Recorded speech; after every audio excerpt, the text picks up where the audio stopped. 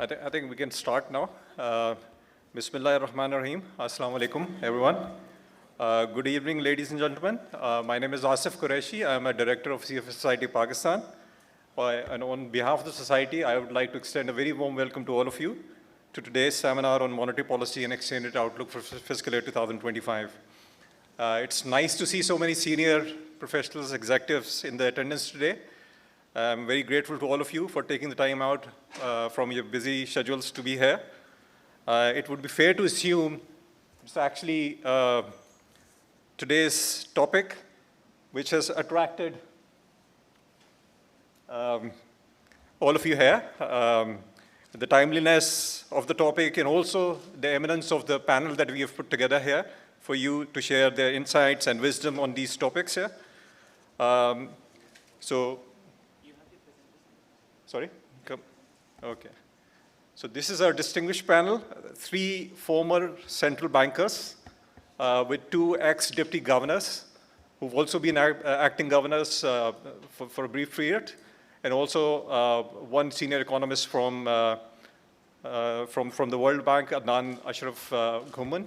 So we have this panel comprising Mr. Riaz Riazuddin, Mr. Dr. Murtaza Syed, and Adnan, Ashraf, Ghuman. A special thanks to all of them for all the distinguished panel of speakers and panelists for accepting our request to be here to share the insights and wisdom on today's important topic. I would also like to thank Mr. Abdurrahman Waraj, Commissioner SECP, who has accepted our request to be here as a chief guest and deliver his closing remarks at the end. Well, I would also like to acknowledge the presence of Mr. Muhammad Ali, ex-Minister for Energy, who also was kind enough to accept a request to attend today's event. So let me begin by setting the stage for this evening's discussion by laying out the context for today's seminar. We've all heard the expression, "May you live in interesting times." It's supposed to be, or at least it's claimed to be, a translation of a Chinese curse. And we sadly have been living in very interesting times for the last couple of years. Just some slides on that. We've seen inflation at 5 decades high over the last 2 years or so, about 30% in 2023 and about just under 24% in 2024 fiscal year. We've seen biggest rupee devaluations in the last 50 years as well, since we broke that peg in early 1970s, in 1972, to be precise. So we've seen 40% devaluation in fiscal year 23, and that was after a 30% devaluation the preceding year. We've seen benchmark interest rates crawl to the highest levels in the country's history, to about 22%, until recently, although they have come down a bit, but still in relation to the historical context, they're still pretty high. So all of us are interested in actually figuring out what the future trajectory of interest rates is going to be. We're currently witnessing GDP growth reducing to a trickle, just about 2.3% in fiscal year 2024. That was after a contraction of about 0.2% in 2023. Some interesting charts on liquidity injection by the central bank, which has also grown and snowballed to record peak of about 12 trillion rupees recently. And as percentage of reserve money, that's about 100% of reserve money. So the entire reserve money is right now funded by liquidity injections by the central bank. So given this context, we are all wondering, where do we go from here? So what is the outlook for key variables? What is the outlook for interest rates over the next 12 months? What is the exchange rate outlook? And given Dr. Murtaza's tweet over the weekend about Pakistan being in a deadliest debt trap, that sort of has resurrected the debate around debt sustainability. So we'll have discussion on that as well. This is the program schedule for today. We'll begin with presentation by Mr. Riaz Riazuddin, followed by a presentation by Dr. Murtaza Syed. That will be succeeded by a panel discussion, the panel being Riaz Saab, Murtaza Saab, and Adnan Saab. Then we'll have at the end closing remarks by Abdurrahman Waraj Saab. and in distribution of mementos and high tea. So with that, I'll stop here, and I'll request Riaz Saab to kindly take the stage and deliver his presentation. Riaz Saab, thank you.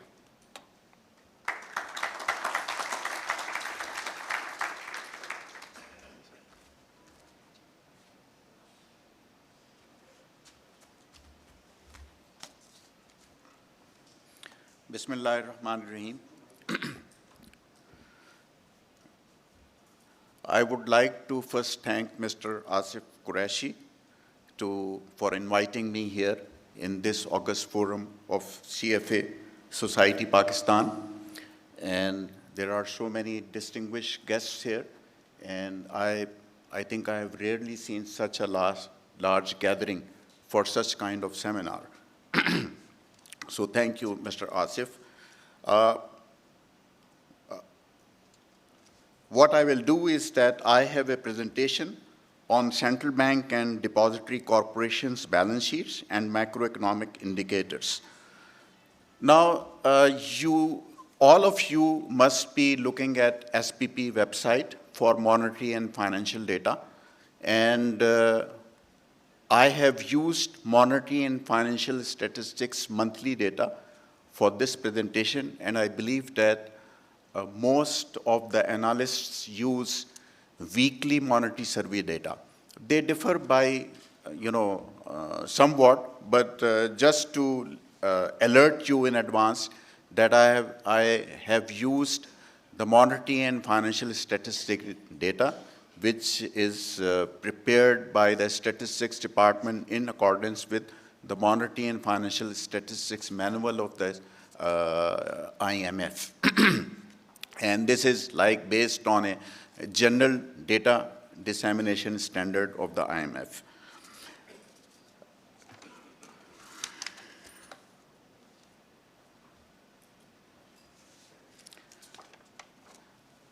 First important part of the central bank balance sheet is the base money from central bank survey. All macroeconomic developments in the economy impact the SBP or the central bank balance sheet. Trends and changes in the ratios of SBP, NFA, and NDA to GDP point to the health and direction of economy. Monetary stimulating and rising ratios of SBP, NDA to GDP lead to falling ratios of SBP, NFA, which signify a march towards balance of payment crisis. Failure to take timely monetary and fiscal policy actions accelerate the economic march towards crisis. Marchers seem to always wait for the rescue by the IMF. This is probably the history of our economy. You see in this chart that the red lines I have drawn in SBP NFA, and SBP NFA had been falling and SBP NDA had been rising. Whenever SBP NDA to GDP ratio increases very much, it means that there is excessive money injections from the state bank in relation to the economy, and it usually results in inflation after a lag of roughly 2 years. And whenever NFA falls, it leads to erosion of foreign exchange reserves. This slide shows SBP lending and inflation. June 2016 seemed to be the beginning of monetary stimulus by state bank to government. It continued till June 2019. The government is retiring to SBP since then. This is very important that element that in 2019 or 2020, the government borrowing from the state bank were banned and the State Bank Act was amended. Since then, it is a good thing that the State Bank is not directly lending to the government of Pakistan, although it is indirectly lending, but it's not directly lending. And it is good for the economy, and it will be good for the economy in the future. Right now, there are so many difficulties, so the betterment is not really visible. Now, government is retiring to SBP since then, and the government is obviously borrowing from commercial banks to do this. SBP is injecting, which Mr. Asif Qureshi shows in his earlier slides, that SBP is injecting to commercial banks to enable it to lend to government through OMOs. But the government is also retiring a lot of its debt to the State Bank of Pakistan. So that's why it is not dangerous, the open market operations of the State Bank of Pakistan. They seem very large in absolute size, but in terms of SBP, NDA, and other elements in relation to the size of the GDP, which has been falling. The monetary stimulus since 2016 became a factor along with supply constraints in post-COVID time to produce record high inflation. And there seems to be a lag of a couple of years between changes in stimulus and inflation. Obviously, this will not be that obvious from the graph that there is a 2-year lag, and you have to do some other econometric exercises to ascertain that. But a somewhat connection is visible in this graph also. This slide focuses on broad money from Depository Corporation Survey. Now, depository corporations include the State Bank of Pakistan, the scheduled banks, the DFIs, non-bank financial companies, and the microfinance banks, and also the money market funds. So this data set is very broad, unlike the weekly monetary survey, which focuses on only State Bank and scheduled banks. So there is a jump in the ratio of NDA of DCs to GDP from 34.1% in June 2016 to 43.4% in June 2020. Again, this is a reflection of SBP NDA injection and also commercial banks lending to government and the private sector both.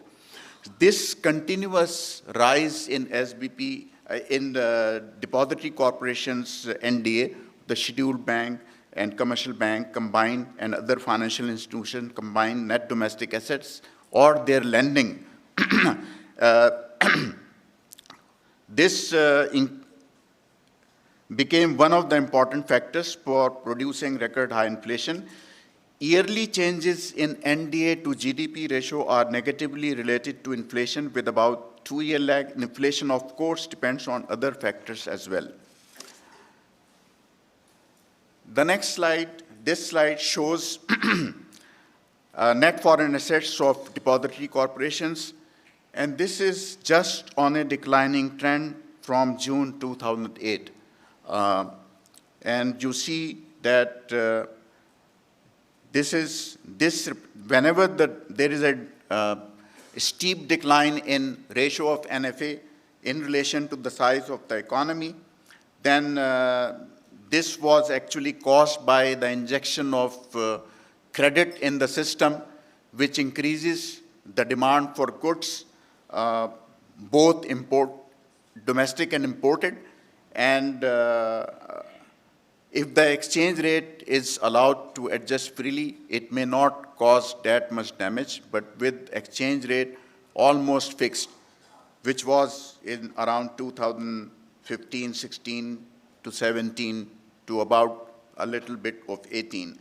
It results in increase in imports and, of course, the erosion of exchange rate reserves because the reserves are spent on rising imports. So almost the entire period from fiscal 08 onwards encompasses BOP crisis, except for the period when international oil prices crashed, which was about 14 to 16, 2 years. We saw very low inflation, and the part of the reason was that oil prices were extremely low at that period of time. And at that time, the State Bank of Pakistan and the economic survey talked about the savings from oil. But these all savings from oil were spent on, making the exchange rate fixed. This slide shows the components of gross credit to government and the private sector. And you see that credit to government saw three big jumps in the past. It rose from 13.9% to 16.6%, June 08 to 10, and 16.7% to 26.4%, June 11 to 13, and again from 24.9% to 31.9%, June 16 to 19. And as a result, obviously, the private sector credit was crowded out significantly from 30% to only 11.5% of GDP from June 08 till 24. And this is obviously an alarming situation. And of course, the reasons are coming from the fiscal side, which I will cover soon. This slide is about interest rates and gross domestic credit by depository corporations. Interest rates negatively affect the gross credit to GDP ratio with a lag of about 2 years. Now, a lot of analysts who do this exercise and do it very casually, they will find that interest rates and inflation seems to move in the same direction. And they have a very high positive correlation. So therefore, it is important to look to do this exercise very carefully and take care of how many lags this have or what other factors are involved, or should we look at the levels or the differences or so on and so forth. Now, first difference of interest rate negatively affects the first difference of inflation with a lag of about 2 years. This is not shown in this graph. If the government is able to produce a primary surplus this year, fiscal 24, while the budget is out, but we do not have the full fiscal year consolidated data of expenditure and revenues right now. This will come out either at the end of August or mid-August. And at that time, we will know that whether the government has succeeded in producing a primary surplus, which means that whether its revenues have covered all its expenditure other than interest or not, and left some more revenue. Now, so this, of course, primary surplus this year and continues to produce primary surpluses in future years, interest rates are likely to come down. The reason is that our monetary side, whatever injection had been done excessive from 2016 to 2020 has been reversed since then, and in terms of the size of GDP. So this is an indication that if the inflation continues to go down, the interest rates will go down. We may see a pause for some reasons that interest rates are not coming down in a couple of months. I don't know. But if the inflation continues to come down month by month, that I am sure that interest rates will go down in future.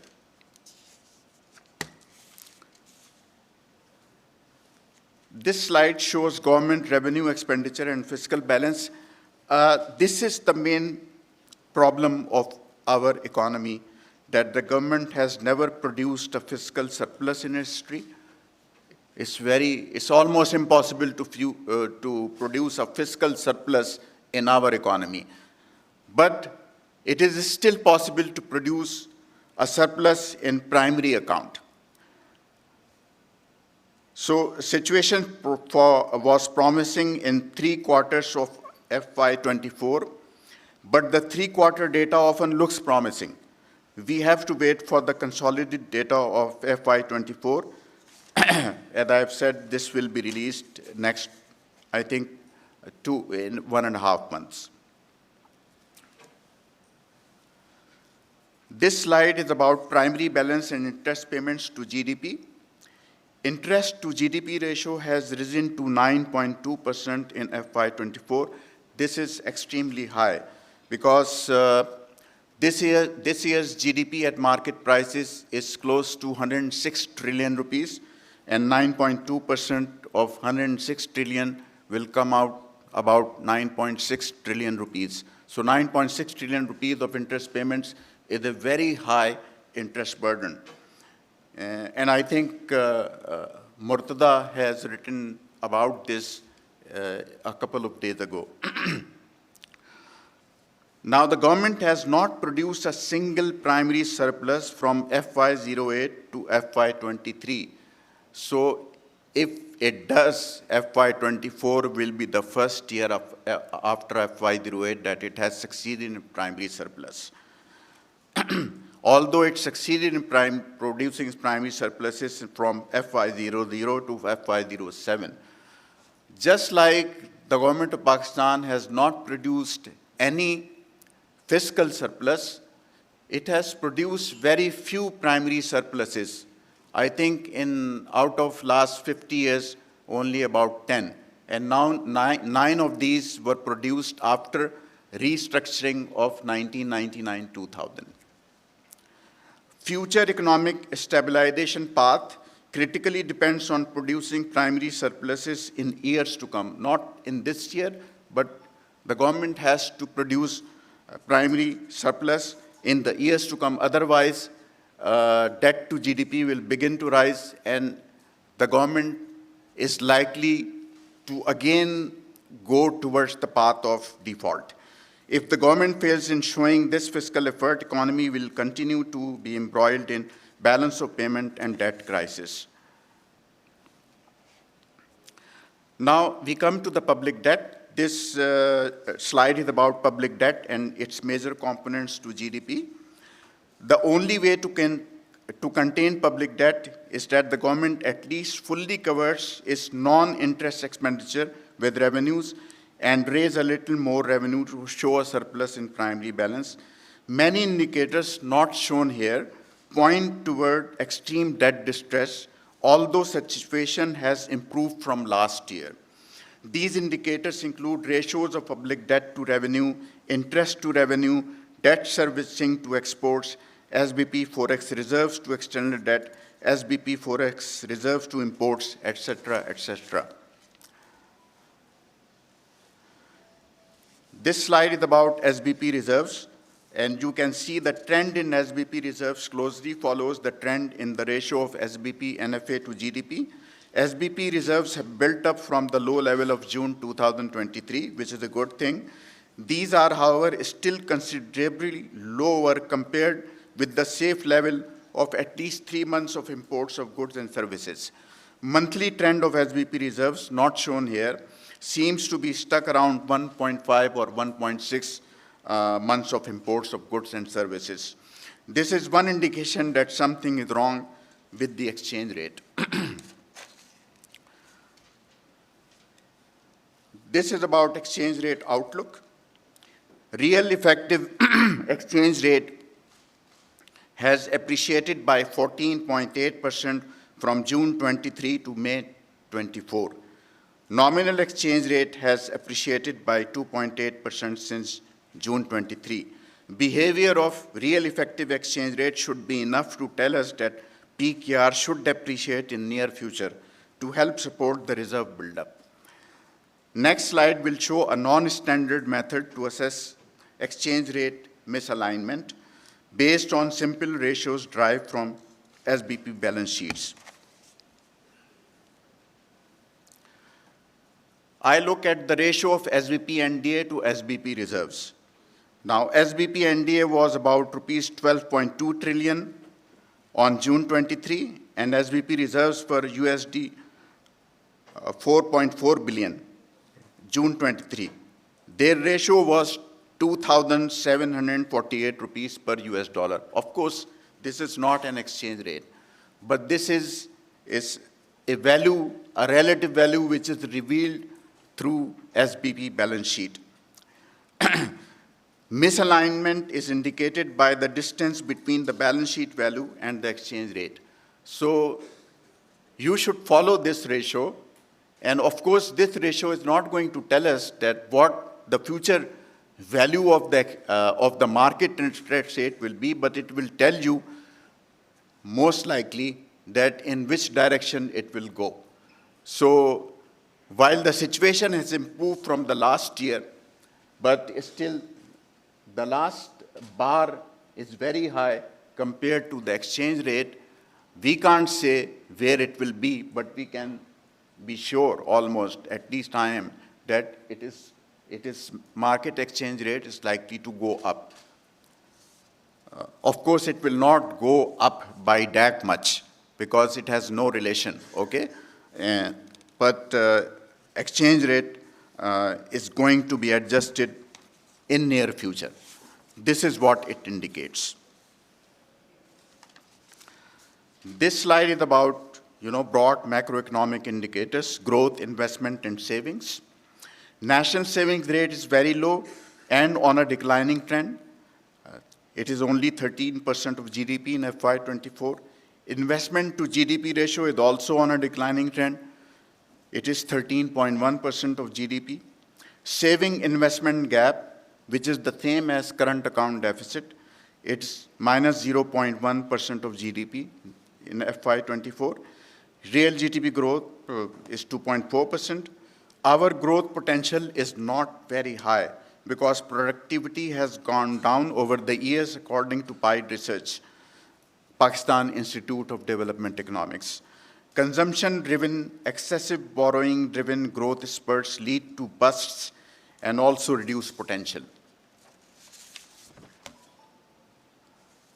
Conclusion, the ratio of government credit to GDP needs to be brought down so that private sector credit can go up.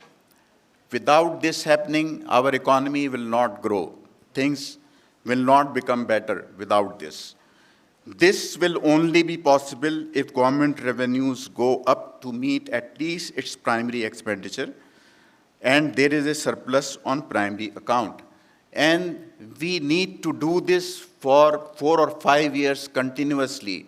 Otherwise, our economy will again go into difficulties. If the above course of action is realized in FY24 and future years, public debt to GDP ratio can be brought down gradually. In this situation, and with inflation going down, we may see interest rates to come down further. With the monetary policy at ease, any deviation from fiscal discipline will be disastrous. Now, I'm not sure when interest rate will come down further because there may be a pause because June inflation figure is a little bit higher and there could be concerns about that the government of Pakistan has to sign an agreement with the IMF. So I'm not sure what the next monetary policy will say about the interest rates, but I'm pretty sure about the future direction of interest rates. They are going to come down. And unless inflation again starts to go up, God forbid if something happens externally, which I don't expect, so the inflation should continue to fall down because we have, there is so much monetary tightening has taken place. And the good thing is that the interest rates were set at a very high level, and these helped, one thing that these helped in exchange rate stability as well. The interest rates of AIIB policy rate of 22% supported the exchange rate also, supported the reserve buildup also. But now the inflation is going down, interest rate has been down by 150 basis points, and I expect these to go down further. There may be a pause somewhere in between. But if the next month inflation figure is again down, then I'm sure that I don't see any reason not to reduce the interest rates further. Now, but with interest rates coming down gradually, the need for exchange rate flexibility will go up. Exchange rate needs to move in the direction that is conducive for reserve buildup. Government borrowing requirements are very large, both internally, externally. Now, if the monetary policy is on the direction of ease, then you see that the entire burden of adjustment will shift. It has already, I think, shifted toward fiscal policy. If fiscal policy makes any blunders in the coming years, then our country is going to do default. And you remember that government of Pakistan defaulted in 1998, both in external debt as well as in domestic debt. And you may remember that we used to have foreign currency account which were repudiated in 1998. That was a default on domestic debt because resident foreign currency accounts were, although in foreign currencies, but were held by residents, and that was part of domestic debt. And there was a default on external payments, so there was a default on external debt. So Pakistan has, in the past, defaulted both in external debt and domestic debt.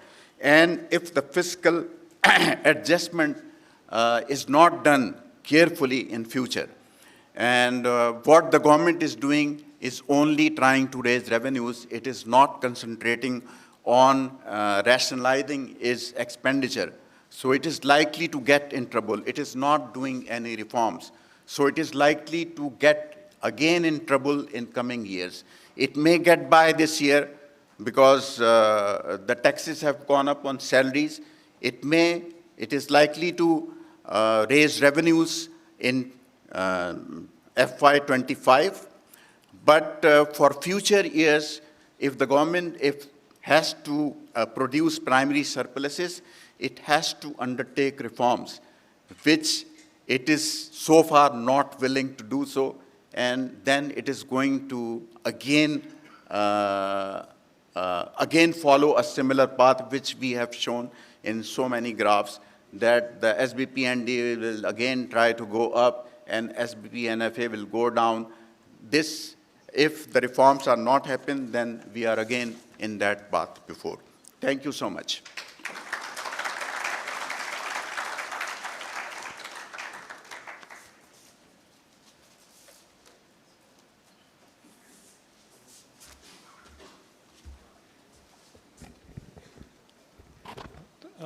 Thank you very much, Riaz Sahab, for that very enlightening presentation.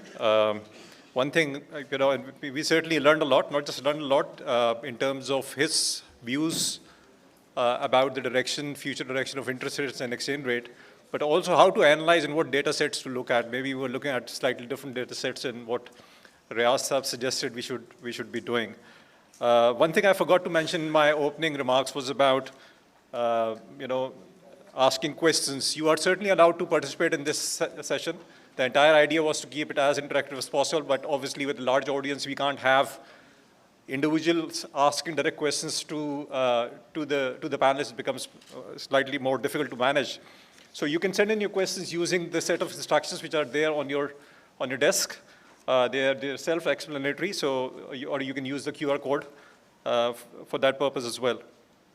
So we would now go to China and request Dr. Murtaza Syed to kindly take the virtual stage and continue our journey of enlightenment this evening.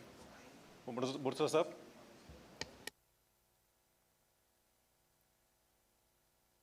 I hope you can hear me. Bismillah ar-Rahman ar-Rahim. Let me begin in the name of the merciful Lord of all mankind and of all of the worlds. I would like to thank CFA Society for their very kind invitation, in particular Asif Saab and Sarvat Ji for inviting me to this event. It's really a great pleasure. I'm sorry I could not be there with you physically because I happen to be in China, but I look forward to an opportunity soon. Riaz Saab is always a very hard act to follow and is someone that I have looked up to for a long time and who has helped me a lot when I was at the State Bank. So I won't be able to do as careful an analysis as Riaz Saab has presented, but I would like to use my time to tell you a few stories. I would like to show you a few charts that are more macroeconomic in nature.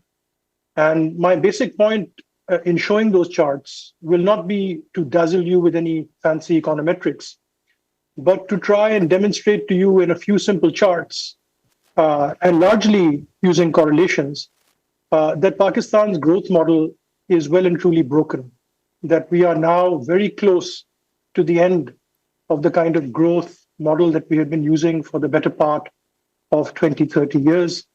We have now hit up constraints both externally and domestically that are very, very difficult to overcome using this model of growth. So let me flip through this quickly. I will hopefully be only 20 minutes long. और मैं कोशिश करूंगा, मुझे आसिफ साहब ने कहा था कि to be as candid as I can, so I'll also try to speak very candidly in a mix of Urdu and English, if that's okay, जिस तरह हम usually बोलते हैं. तो सबसे पहले मैं अगर आपको अपने main messages दे दूं, not very dissimilar to what Riaz साहब's main messages were. सबसे पहले ये कि अगर आप मुझसे exchange rate और monetary policy के बारे में पूछेंगे, तो सबसे पहले ये बात तो ये है कि मैं शुक्र है कि मैं am no longer in the central bank, because when I was in the central bank, the last thing you wanted to do was to talk about the future of exchange rates and monetary policy. But thankfully, I've moved on and can now be talking about these things in public. So, सबसे पहले ये कि मेरे ख्याल में जो baseline scenario होगा, and I'll tell you what that baseline is shortly. Inflation should continue to fall in Pakistan. And as it does, there will be scope for further interest rate cuts. It may not be a linear journey, as Riaz Saab mentioned. There could be some bumps along the way. Lekin I foresee overall, if everything goes according to plan, कि fiscal year 2025 में, you should see interest rates, policy rates falling to about mid double digits. And I will explain to you my reasoning for that. On the rupee, my sense is that it should remain broadly stable, लेकिन थोड़ी सी depreciation pressures होंगी, A, to keep the current account deficit in check, but B, also in line with inflation differentials that Pakistan has relative to its trading partners. So I can foresee the rupee moving towards the 300 rupee to the dollar range during the fiscal year. So ये होगी जी baseline scenario. Lekin, as I will say at the end, there are a few questions that I would like to leave you with. They're a bit troubling, those questions, which point to plausible alternative scenarios जिसमें कुछ चीजें unravel भी हो सकती हैं. I wouldn't say this is very high likelihood, but it's certainly plausible. Or उन scenarios में there may be less scope for interest rate cuts, and we could see significant rupee volatility. So let me walk you through my reasoning, and in particular, let me show you, I think, 5 charts to begin with that I think tell you a little bit about how our economy is structured right now and why I think it's very troubling and why we need to move on and fix those features of our economy. सबसे पहले तो अगर आप पाकिस्तान की पिछले कोई 10 साल की हिस्ट्री देख लें, so what you will find is that all of our economic cycles have basically been driven by fiscal policy. जब fiscal policy loose होती है, which is the fiscal impulse that you see in blue, जब भी ये ऊपर की तरफ जाती है impulse, जब भी the fiscal impulse, just in technical jargon, is nothing but the change in the primary balance from one year to the other. When the economy sees fiscal injections, growth tends to be very good. That is the orange dotted line.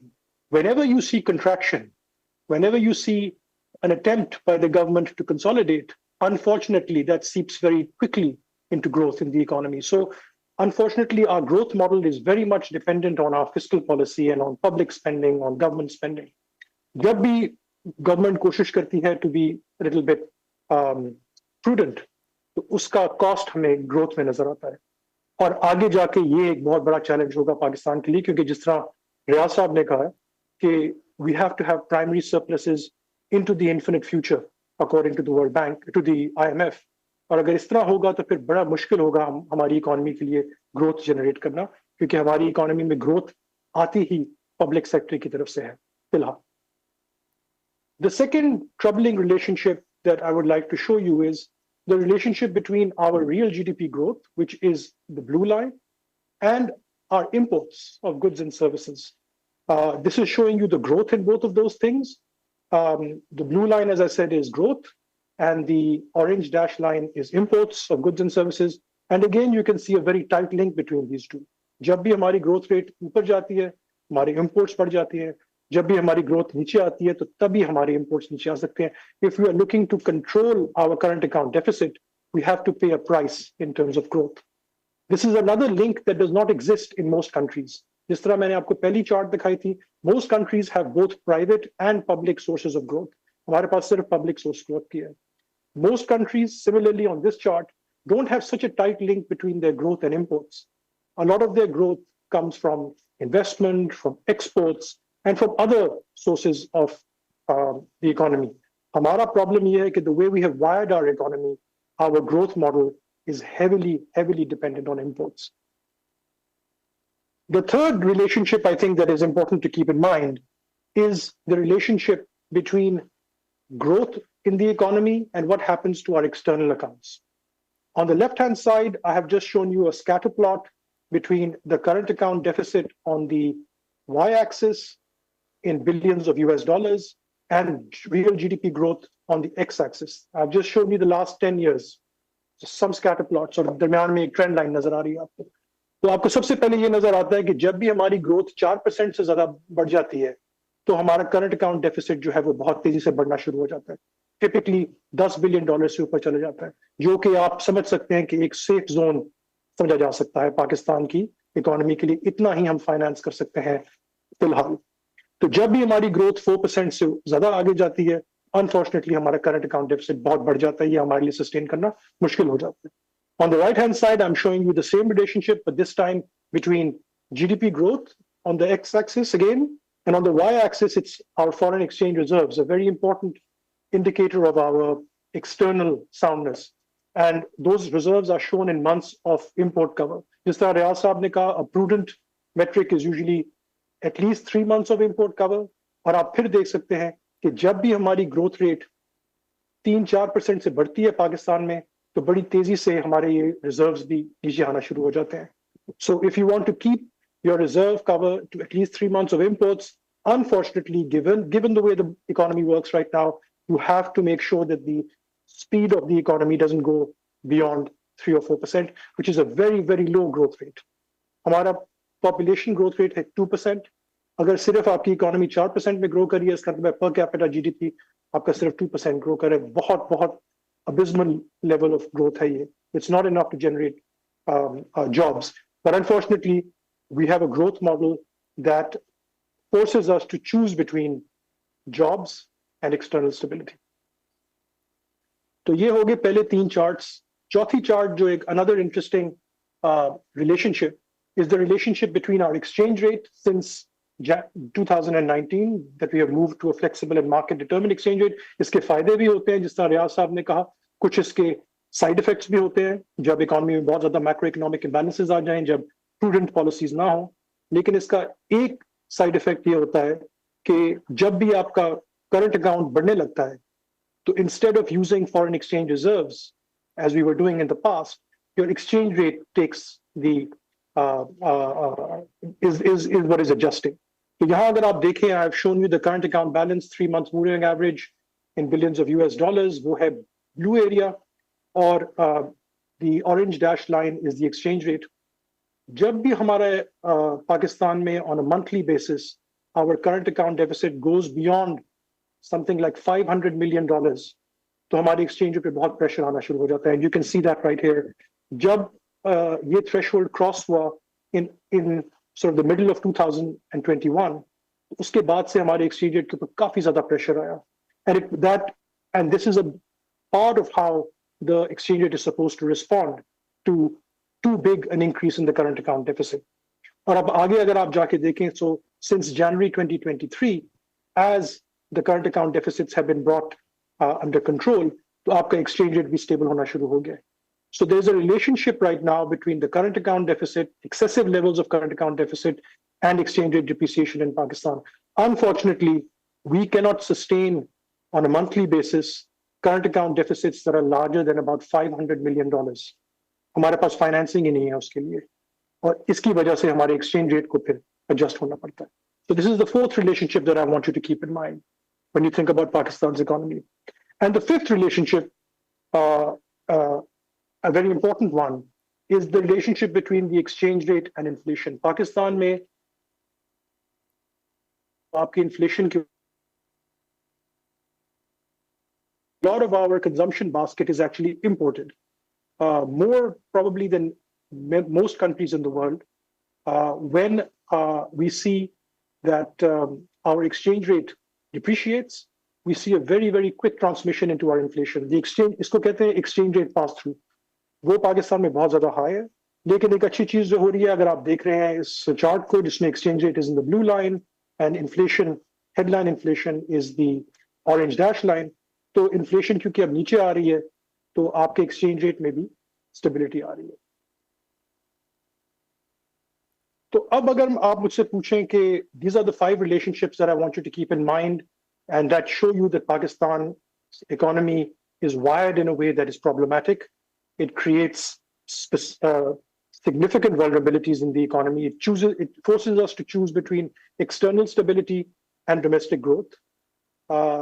अगर आप ये चीजें जरा mind में रखें और अब आप मुझसे पूछें कि where do I see the policy rate going from here and where do I see the exchange rate going? तो सबसे पहले तो आप ये देखें कि inflation जो है वो नीचे आना शुरू हो रही है. That's the blue line in this chart. काफी तेजी से नीचे आई है in the last 6 or 7 months. लेकिन it's a bumpy ride. कभी ये ऊपर जाएगी, कभी नीचे आएगी. थोड़ा सा इसमें base effects भी हैं क्योंकि पिछले साल inflation इतनी high थी. लेकिन as the lagged effects of that tight monetary policy जिसका जिक्र रियाज साहब ने कहा, वो अब आपको नजर आना शुरू होगा और हमारी ग्रोथ भी क्योंकि काफी स्लो हो गई है, डिमांड से भी प्रेशर काफी कम है. तो I expect inflation to continue to come down, to be on a sort of declining trend, and for us to be able to cut interest rates like we did last month for the first time in 4 years. आगे जाके भी I can see significant scope. So in a nutshell, my interest rate outlook is that with the economy stabilizing, Pakistan IMF के साथ फिर से negotiations में है, जिसमें fiscal discipline demand होगी, हमारे external accounts को support मिलेगी और real interest rate जैसे जैसे positive होता जाएगा क्योंकि हमारी inflation नीचे आ रही है, तो we should have scope for further cuts in the interest rates. अगर आप मुझे पूछें कि what might be the level, तो what I can go by is the IMF forecast for average inflation in fiscal year 2025, which is about 13%. और हमारा real rate typically जब आप steady state में होती है आपकी economy, तो तकरीबन +2, +3% होती है. तो अगर आप IMF की inflation forecast कोई ले लें, तो फिर probably interest rates can come down to about 15-16% through fiscal year 2025. लेकिन I think we will need to proceed with caution. One is because inflation expectations को हमें बहुत closely देखना पड़ेगा कि कोई second round effect ना हो रहा हो. And right now, I think the jury is out on whether inflation expectations are anchored. The other reason we should proceed with caution is that the experience of the last 2 years has shown us that it is very dangerous for us to declare victory on the government being very disciplined on fiscal policy and external support from the IMF coming. Usually ये चीजों में काफी time लगता है. So we should be a little bit careful in how quickly we cut interest rates. And on the external front, unfortunately, because we don't have that much reserves, अगर हम बहुत aggressively rate cut करते हैं, so it could lead to rupee volatility and another bout of inflation. So those are reasons why you should be a bit careful, even as you cut interest rates in my baseline scenario.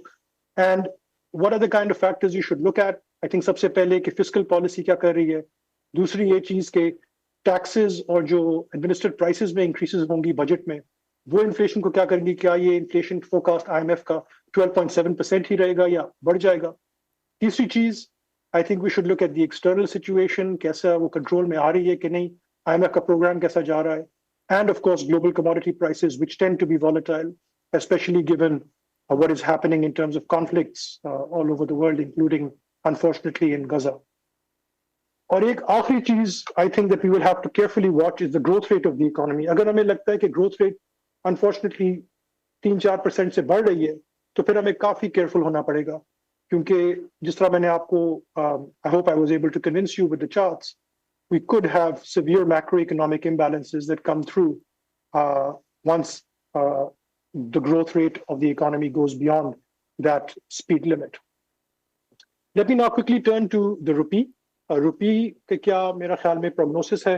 सबसे पहली चीज अगर आप देखें left hand side, तो of course it's true that the rupee against the dollar has moved a lot. मैंने ये एक चार्ट बनाया हुआ है जिसमें the bilateral exchange rate against the dollar is the blue line and the real effective exchange rate is the dotted orange line. और मैंने ऐसे इसको इंडेक्स किया हुआ है कि January 2020 is 100 for both of those variables. तो अगर आप देखें, it's true that the nominal exchange rate against the dollar has depreciated a lot over this last 4 years, about 80%. But it's also true that the real effective exchange rate has not moved that much, because the depreciation that we have seen in the rupee is largely a function of the inflation differential. Pakistan में inflation बहुत high हो गई थी, 24%, 30%. US में भी high थी, लेकिन we had inflation differentials that were very large relative to the US. And therefore, on the right-hand side, you can see that much of the US dollar, much of the depreciation of the rupee against the US dollar is actually explained by inflation differentials, which is the way exchange rates are supposed to work. उसके ऊपर थोड़ी सी ज्यादा depreciation हुई है, उसके वजूहात और है, वो कुछ कभी कभी रिस्क अवर्जन हो जाती है, अनसर्टेनिटी हो जाती है, हमारी पॉलिटिकल अनसर्टेनिटी काफी ज्यादा थी, हमारे IMF के साथ प्रोग्राम की अनसर्टेनिटी काफी ज्यादा थी. That explains the extra delta that you see, much of that extra delta. So going forward, what do I expect? I think that the rupee should continue to depreciate in line with inflation differentials to around 5 to 10% through the year. The rupee will also, of course, be guided, now that it's flexible and market determined, by what's happening to inflows and outflows in the interbank market. जब भी inflows ज़्यादा होंगे, outflows कम होंगे, तो appreciation होगी, and the other way around. But we will also have to watch very carefully what happens to our politics and what happens to our relationship with the IMF. If there are bumps on those, you could expect to see some renewed rupee volatility. आखिरी चीज जो मैं बस कहना चाहूंगा on the exchange rate वो ये है कि देखिए, there has been an obsession in the past with a strong exchange rate in Pakistan, and that's fine if that's what we want to do, but we should keep two things in mind. That is not the way that most emerging markets have grown in the past. Most emerging markets have actually artificially kept their exchange rate weak. China को आप देख लें, Japan को पहले देख लें, Taiwan को देख लें, सिंगापुर को देख लें, अपने exchange rate को नीचे रख के exports को बढ़ा के usually has been the route that most successful countries, if anything, have grown. हमारे मुल्क में, unfortunately, historically, we have an obsession with a very strong exchange rate. If you want to have a strong exchange rate, you can only have it through fundamentals. You can't talk it into being strong. You can't keep throwing foreign exchange reserves and keep it strong, because those are finite. You have to do a few things. You have to manage your macroeconomy prudently. जब आपको inflation ऊपर नजर आए, आपको interest rates बढ़ाने चाहिए. जब आपको कोई debt situation आपको लगे आपकी मुल्क की अच्छी नहीं है, आपको consolidate करना चाहिए. You have to show the markets that you are a prudent macroeconomic manager. You should have sufficiently high relative returns on the currencies. मतलब आपका interest rate differential relative to your trading partners should be sufficiently high. ये नहीं कि आप अपने interest rates बहुत कम कर लें और globally interest rates ऊपर हों, उससे भी आपका exchange rate जो है वो depreciate करेगा. और तीसरी चीज जो रियाज साहब ने भी कही थी, आपकी प्रोडक्टिविटी ग्रोथ स्ट्रांग होनी चाहिए. अगर आपके मुल्क में प्रोडक्टिविटी ग्रोथ स्ट्रांग नहीं होगी, तो आपका एक्सचेंज रेट कभी भी स्ट्रांग नहीं हो सकता. And last, you should have high domestic savings that will allow your exchange rate to also be supported and your current account position to be strong. तो ये हो गया जी एक्सचेंज रेट के ऊपर. अब मैं आ जाता हूँ, तो ये मेरा आपको बेसलाइन सिनारियो है कि हम IMF के पास चले जाते हैं, हम फिस्कल बहुत टाइट रखते हैं, हमारी ग्रोथ काफी लो हो जाती है, लेकिन हम किसी ना किसी तरह से स्टेबलाइज कर लेते हैं सिचुएशन को. It's not a great outcome, but we are able to keep things more or less on track with the IMF. Risks में क्या देख रहा हूँ? What are the plausible alternative scenarios जिसमें ये मेरी जो बेसलाइन थी ये शायद मटेरियलाइज ना करे. सबसे पहले तो ये है कि अगर आप हिस्टोरिकली देखें तो the government has been abysmal at maintaining fiscal discipline, even when we have had IMF programs. Blue bars में मैं आपको दिखा रहा हूँ कि हमारी जो primary deficits actual जो है वो कितने रहे हैं in the last 10 years. और orange bar में मैं आपको दिखा रहा हूँ कि budget में हमने क्या सोचा था कि क्या होगा. अब आप देखेंगे उन दोनों bars में कितना ज्यादा फर्क है. Our budgeted fiscal outcome is often way different from our actual fiscal outcome. We end up injecting much more stimulus into the economy than we budget for. ये मेरे ख्याल में एक बहुत major risk है हमारा going forward, especially since, as Riaz Saab said, the onus is going to be now on generating primary surpluses year upon year upon year to keep the fiscal situation in check and to keep debt in check. सबसे पहला risk factor fiscal. दूसरा risk factor ये है कि क्या economy हमारी 3 या 4% में ही स्टक रहेगी? अगर इससे ऊपर जाएगी तो फिर हमारे करंट अकाउंट के मसले हो जाएंगे, हमारे फाइनेंसिंग के मसले हो जाएंगे. ये चार्ट जो राइट साइड पे मैंने आपको पहले भी दिखाया था कि स्पीड लिमिट जो है हमारी when it comes to the current account deficit and keeping it within 1 to 1.5% of GDP, which the IMF thinks is prudent, उसमें आपकी ग्रोथ 4% से बढ़ नहीं सकती, वरना आपके इंपोर्ट्स बहुत बढ़ जाएंगे. लेफ्ट हैंड साइड पे मैं आपको दिखा रहा हूं कि आपके पास फाइनेंसिंग भी, नॉन डेट क्रिएटिंग फाइनेंसिंग जो है वो भी सिर्फ 1% ऑफ जीडीपी की है. अगर आपकी 1% ऑफ जीडीपी से ज्यादा करंट अकाउंट डेफिसिट बढ़ जाता है तो फिर आपको इनवेरिएबली डेट क्रिएशन की तरफ जाना पड़ेगा.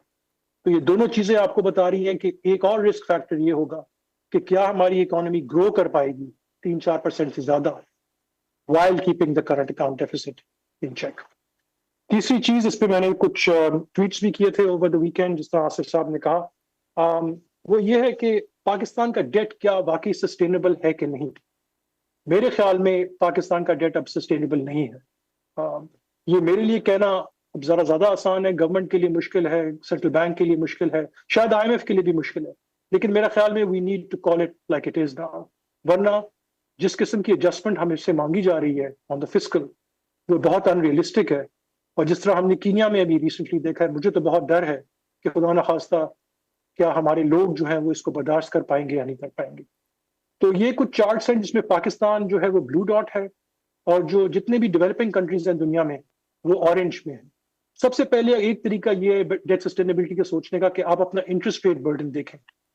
तो लेफ्ट हैंड साइड पे, सबसे लेफ्ट हैंड साइड पे अगर आप देखें कि पाकिस्तान की जो डेट इंटरेस्ट पेमेंट्स हैं as a share of our government revenue, वो दुनिया में सबसे सेकंड हाईएस्ट रेशियो पे पहुंच गए. हमसे सिर्फ ऊपर श्रीलंका है. हमारे 60% of our revenues now go just towards paying back interest on the debt that we have accumulated in the past. अगर आप इसमें प्रिंसिपल भी ऐड कर लें तो फिर तो और भी बुरी सिचुएशन होगी, लेकिन आप सिर्फ इंटरेस्ट भी देख लें तो 60% of your revenue goes towards interest payments. इसका नुकसान क्या होता है?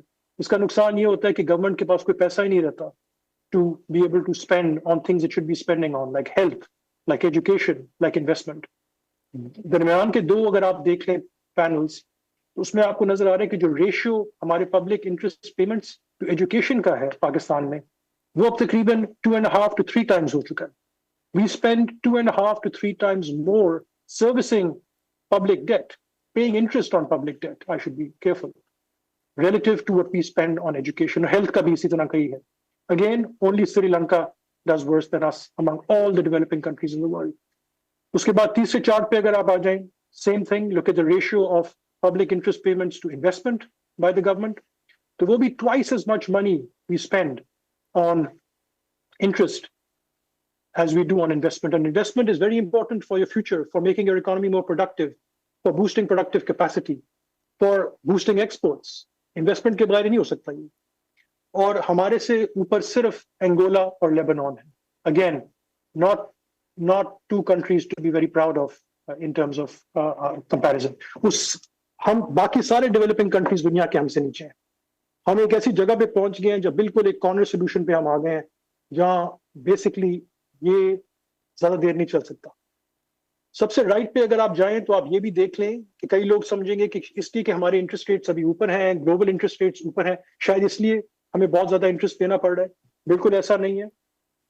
पिछले 3-4 साल में हमारा ये ratio of debt to GDP for example अगर आप देख लें, ये हायर रहा है, even when interest rates globally and in Pakistan were at all time historic lows. तो it's not an interest rate problem, it's now a debt problem. हमारे पास डेट बहुत ज्यादा है. It doesn't really matter what the interest rate is on this unless it becomes very, very concessional, and I will come to that in my final slides.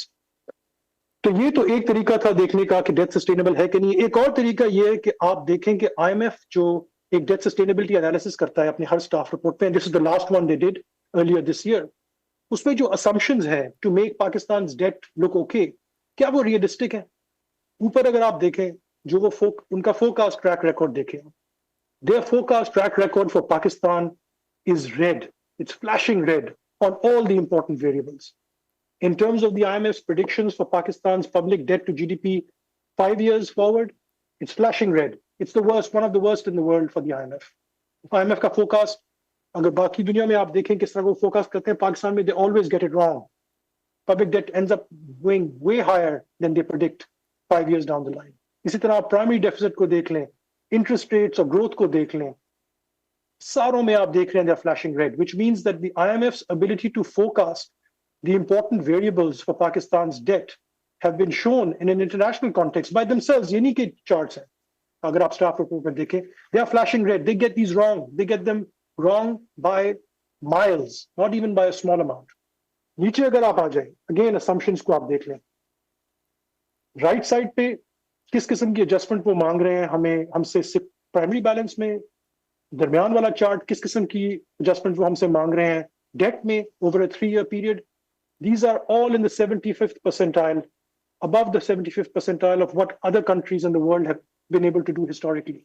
तो जो हमसे adjustment मांगा जा रहा है वो historically compared to all other countries in the world बहुत मुश्किल एडजस्टमेंट है. It's not an easy adjustment. It's actually in the right tails, the far tails of historical experience in the world.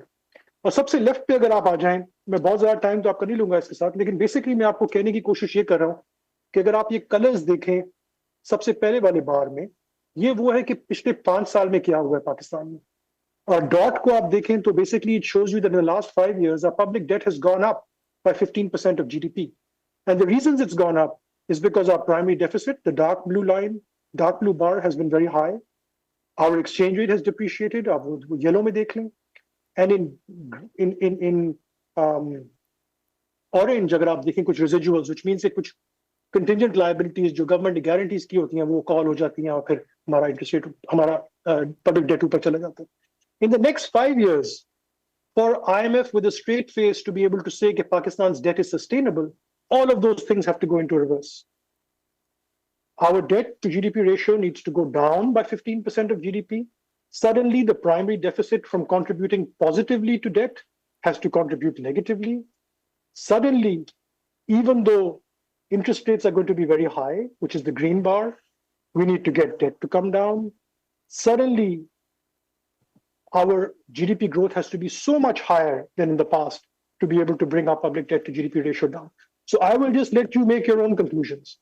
क्या आपके ख्याल में ये IMF के अपने numbers हैं, इनके अपने charts हैं, मैंने बस cut and paste करके डाल दिए आपको. You can see them in the staff report from January. How realistic is it really for the IMF to ask us to make these adjustments? How realistic are the forecasts? How realistic are the assumptions? I leave it up to you. मुझे तो बहुत realistic बिल्कुल नहीं लगते हुए. और अगर finally आप देखें कि IMF के जो forecast है of what might happen to our public debt to GDP ratio, तो ब्लू में वो कह रहे हैं ये इनका बेस लाइन सिनारियो है जो मेरे ख्याल में काफी अनरियलिस्टिक है. और रेड में आपको नजर आ रहा है कि अगर जिस तरह हम हिस्ट्री में करते आए हैं वही हम करते रहे तो फिर क्या होगा. तो फिर आप देख रहे हैं कि ये डेट टू जीडीपी रेशियो कभी नीचे नहीं आएगा, ये ऊपर ही जाता रहेगा. So the red line is basically historical trend in Pakistan, blue line is the heroic assumptions of the IMF. तो अगर वाकई हमारा डेट नीचे आना है तो it requires a major break from our past history. It's up to you. आप सोचेंगे ये हो सकता है कि नहीं हो सकता. And just in closing, ये तो थी कुछ macro economic बातें, लेकिन मैं आपको एक चार्ट के साथ छोड़ना चाहता हूँ, which just shows you how far Pakistan has fallen in the last 30 years. This is a paper from a friend of mine in Oxford University that just came out a few days ago. His name is Adil Malik. And here he has shown per capita GDP growth, cumulative, since 1990. In Pakistan, which is the line right at the bottom, compared to all our South Asian peers. और इसमें आप देख लें कि पाकिस्तान में per capita GDP over this 31 year period has only increased by about 70%.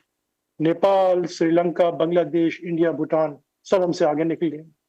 तो मेरा जो आखिरी रिस्क फैक्टर है वो ये है कि क्या वो मसले जो हमारे ग्रोथ मॉडल में हैं, जो मैंने आपको शुरू में बताया था कि पब्लिकली ड्रिवन है, करंट अकाउंट डेफिसिट हो जाता है, इंपोर्ट हैवी है, कंजम्पशन हैवी है, डेट पे डिपेंडेंट है, क्या हम इससे निकल पाएंगे या नहीं? अगर इससे हम नहीं निकल पाए तो फिर हमारा ना सिर्फ हमारा शॉर्ट टर्म ही मुश्किल है, लेकिन हमारा मीडियम टर्म तो उससे भी ज्यादा मुश्किल है. तो आसिफ साहब, I'll leave it at that and I look forward to the panel discussion. Thank you.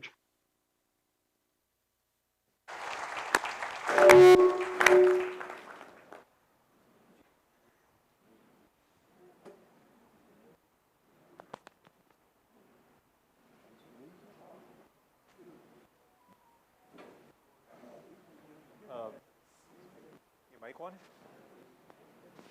Murtaza, thank you very much for this very candid and very enlightening presentation.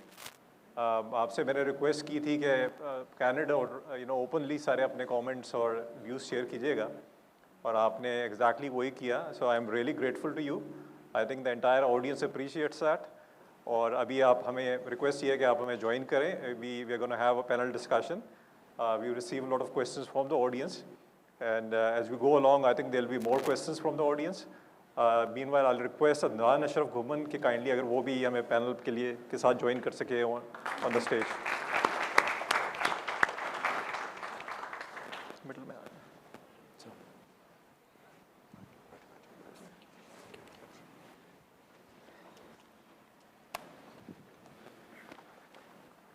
okay.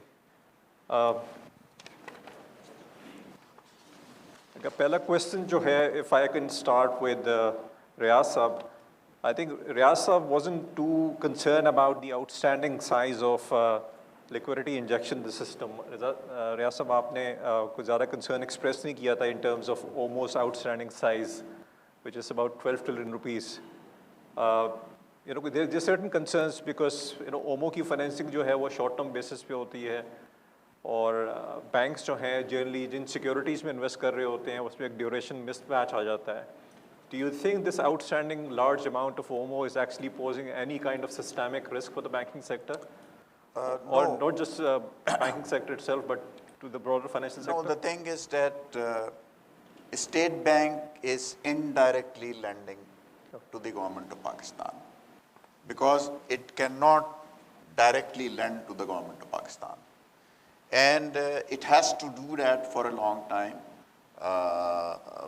because unless the government fixes its fiscal system and it raises revenues and rationalizes its expenditure, the government borrowing requirements are unlikely to come down. And it has to rely on borrowing. This is not a good thing, but only thing is that if it borrows from the commercial banks, it is less bad. It is nevertheless bad, but it's comparatively less bad when it borrows from the State Bank of Pakistan. I'm not saying it is good, but what we have seen in the last two programs, one which started in 2019-20, and then one standby agreement, that there was monetary tightening, and we have seen that as a ratio of GDP, the NDA of the depository corporations has gone down, money supply has gone down, and central bank net lending, net domestic assets have gone down, and recently there is a slight build-up in reserves.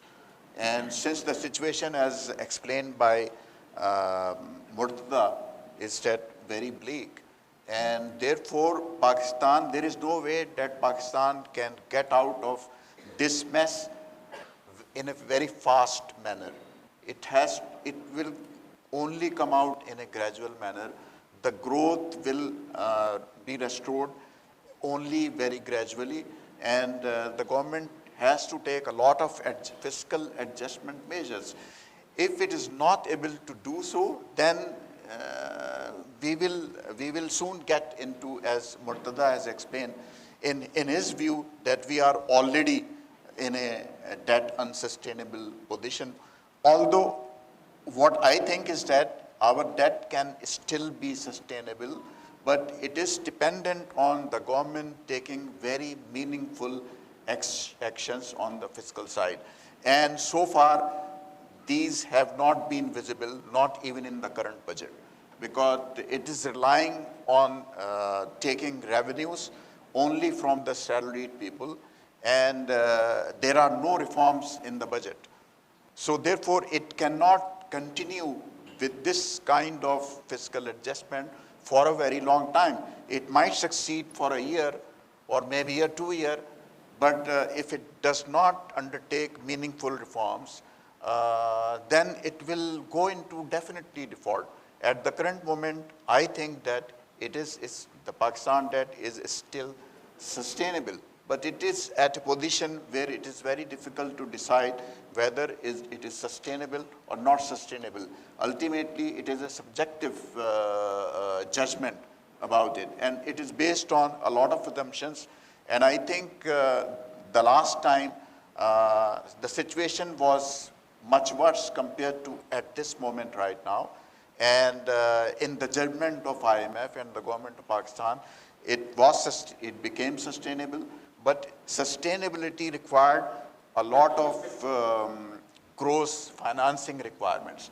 It required a lot of external borrowing from friendly countries, from the IMF, from the World Bank, from the AIIB, and this will continue for several years.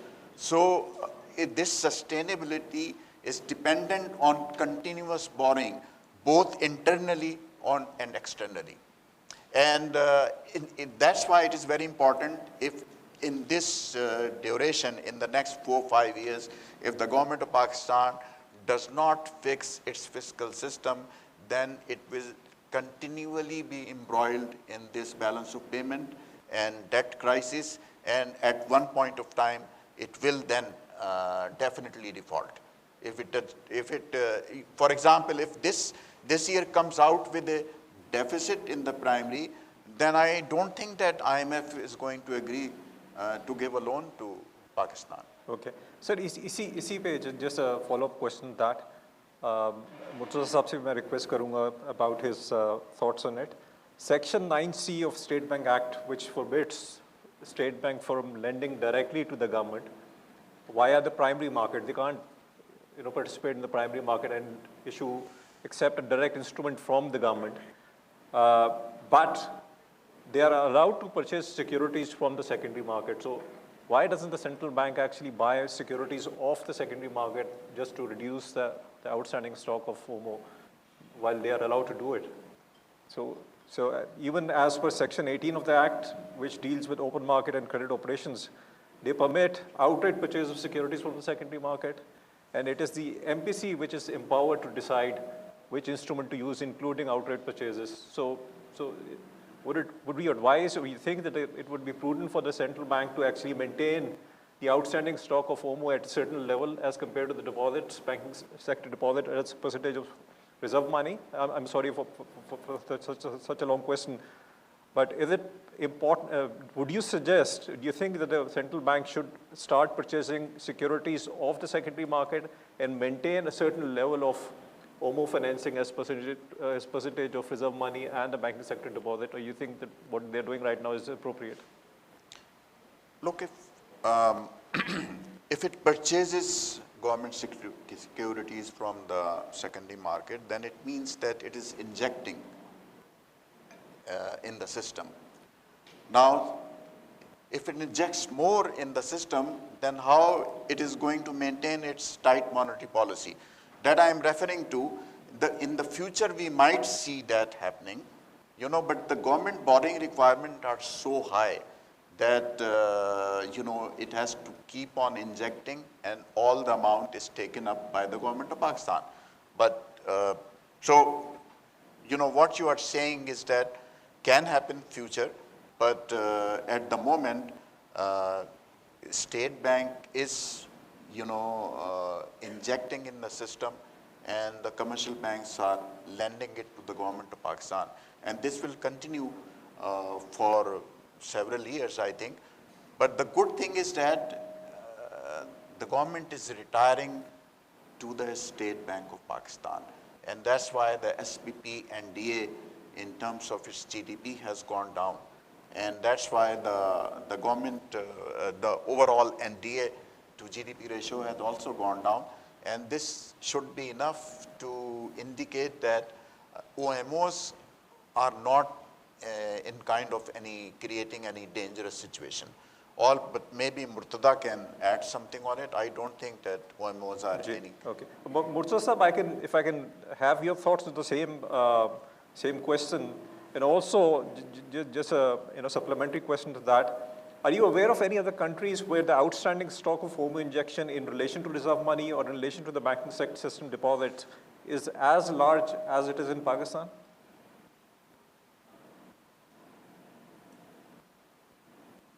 Thank you, Asif Saab. I think, let me just maybe add a little bit to what Riaz Saab said. I think he covered the points very well. On your question, Asif Saab, I'll have to look at the data. मैंने अभी देखा नहीं कि कोई और मुल्क भी ऐसा है जिसमें इतनी high ratio है. But let me just say that what I do know is that these OMOs are needed for the transmission of monetary policy. जब आप policy rate कहीं रखते हैं, so you want to have the corridor of the market rates be reasonably well aligned with that policy rate. Sometimes that requires injecting liquidity into the economy in a typical country. Sometimes it requires withdrawing liquidity. The problem in Pakistan is that our injections are only one-sided. हम सिर्फ liquidity inject ही कर रहे होते हैं, हम कभी भी withdraw नहीं करते, basically. That to me is a very unbalanced structure. And I think the reason for that is twofold. One is कि हमारा जो fiscal agent है, हमारी जो government है, it is always running very large deficits, typically in our economy. So it requires a lot of funding, which requires the central bank or the banks to provide liquidity into the system. The other reason why I think our interventions are one-sided rather than two-sided, like in a normal economy, जिसमें injection भी हो रही होती है liquidity की और withdrawal भी हो रही होती है, वो ये है कि हमारा जो balance of payments है वो typically deficit में होता है. And balance of payments से मेरा मतलब सिर्फ current account नहीं है. मेरा मतलब ये है कि जो current account को financing भी जो हमें मिलती है, वो भी usually enough नहीं होती from non-debt creating inflows. That creates a chronic shortage in the market for liquidity, both from the fiscal and the external side, and requires these very large one-sided open market operations from the central bank, which are very unusual actually. As I said, typically in a well-functioning economy, you would be having the central bank both injecting liquidity as well as withdrawing it from time to time to make sure that interest rates are aligned with the policy rate. Let me leave it at that. Thank you, Asif. Okay. Adnan sir, if I could have your thoughts on the same issue about OMO? No, so I think, I hope I am audible. First of all, let me thank you and the CFA Society for giving me the opportunity to come here again. This is actually the second time I'm here. I'm not sure this is working. It's not working. Maybe I can hold it like this and then, yeah, it works like this. Okay. Hello? Hello? I think this is better. So, and I'm joined by my first boss at the Central Bank, Riaz Saab, and I don't know Murtaza Saab personally, but of course, he has done... काम नहीं कर रहा आपका mic. I'm sorry about this technical glitch. You use करें? Yeah. Okay. So, hello? Aye. So just to add to what has been said already, I think one thing which is spoken very casually in terms of open market operations, other than the fact that it dilutes monetary policy, is the sovereign bank nexus. And interestingly, I was in Washington, D.C., and a colleague of mine was talking about Pakistan's banking sector's exposure to government. And I mentioned something like of 70%, and he said, are you targeting 100%? And I said, why not? So I think it is a very serious issue. Pakistan has actually become a laughing stock in terms of this issue. And as Murtaza was mentioning, there aren't many countries that come to mind. Of course, Lebanon is one example that comes to mind in recent times, and we've seen very serious repercussions of it. So far, God forbids, things are under control, and the country has come back from a brink. But this sovereign bank nexus speaks very deeply to Pakistan's core issue, which is the declining growth potential of this country and the low investment rate. And I think this is where the problem is. Of course, we've seen last 10 years or 15 years of data here, which doesn't do justice to what has happened over the years in Pakistan.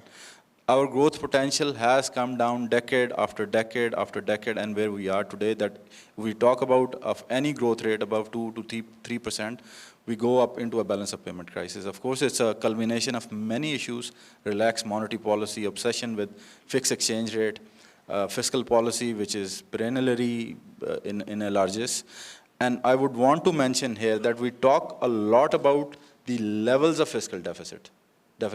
We don't talk about the quality of those deficits. Pakistan is not a unique country where we are having deficits. In neighboring countries, you do see deficits. But if you decompose those deficits, the capability of the government to achieve something out of those deficits is very high.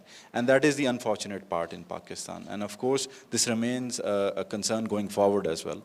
And to add to it, Muhammad Ali Saab is sitting here. I think we have an existential crisis in Pakistan, which is energy sector, which is really squeezing the fiscal sector. So I think we can come back to these points, but I see this as a big issue and something that concerns me very deeply. Thank you.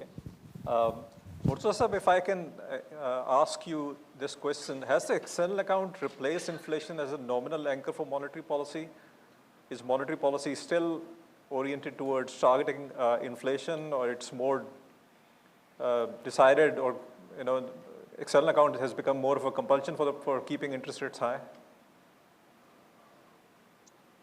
Thank you, Asif Saab. I think according to the new State Bank Act, we have the State Bank has 3 objectives, and in that order, actually. The first is, of course, the inflation objective, which is to try to get inflation in the medium term towards the objective that the government sets. In this case, it was set a few years ago, it's 5 to 7%. That is the primary anchor. But at the same time, we also have to worry about financial stability, and once those two things, price stability and financial stability, are assured, we can also think a little bit about growth. Although the ability to generate sustainable growth through low interest rates is not, I think, what I would emphasize. I would emphasize structural reform more. Those are the 3 objectives that the State Bank has. But I would say that inflation is still number 1. But of course, there are interplays between financial stability and inflation as well. अगर आपका external account pressure पे आता है, तो usually आपकी rupee में वो चीजें नजर आना शुरू हो जाती हैं. Rupee starts to depreciate, and because your consumption basket has such a large component of imported goods, that very quickly that rupee depreciation shows up in inflation. So they're a little bit interlinked as well. But I would not say that external stability has become the primary objective. I think it's still the secondary objective, although in times of crisis, those two tend to reinforce each other. Riaz Saab, agar aap bhi apni thoughts share kar sake on the same issue, is external account the main driver for monetary policy? Is that how the central bank is now determining the monetary policy decisions? Is my voice visible? Yeah. Okay, audible, sorry. The thing is that we are living in an economy which is fiscally dominant. So all the problems start from fiscal dominance of the government. When the fiscal system is extremely weak, this will continue to be visible in the financial sector. And the OMOs are one part of this, because if the fiscal system is fixed, then this OMO problem is going to be reduced, not without it. And when there is fiscal dominance, the monetary policy objectives will continue to change. This is a tragedy for the central bank, State Bank of Pakistan, that although it is stated objectives are that the primary objective is to for price stability, but because it is providing indirect credit to the government of Pakistan, it is concentrating on supporting growth. So there is no clarity in the monetary policy. This is not a new thing. This is a very old thing in the State Bank of Pakistan, and this will not be fixed for the central bank unless the government fixes its fiscal system. So, there is no country in the world which has such a fiscal system and completely independent monetary policy. I'm not aware of any such country. All the countries where the central banks are truly independent and there is clarity about the monetary policy objective are those in which the fiscal deficit is sustainable. There is debt sustainability. Otherwise, so this confusion arises from once the government takes a lot of excessive credit from the financial system, it creates a lot of pressure on the demand side.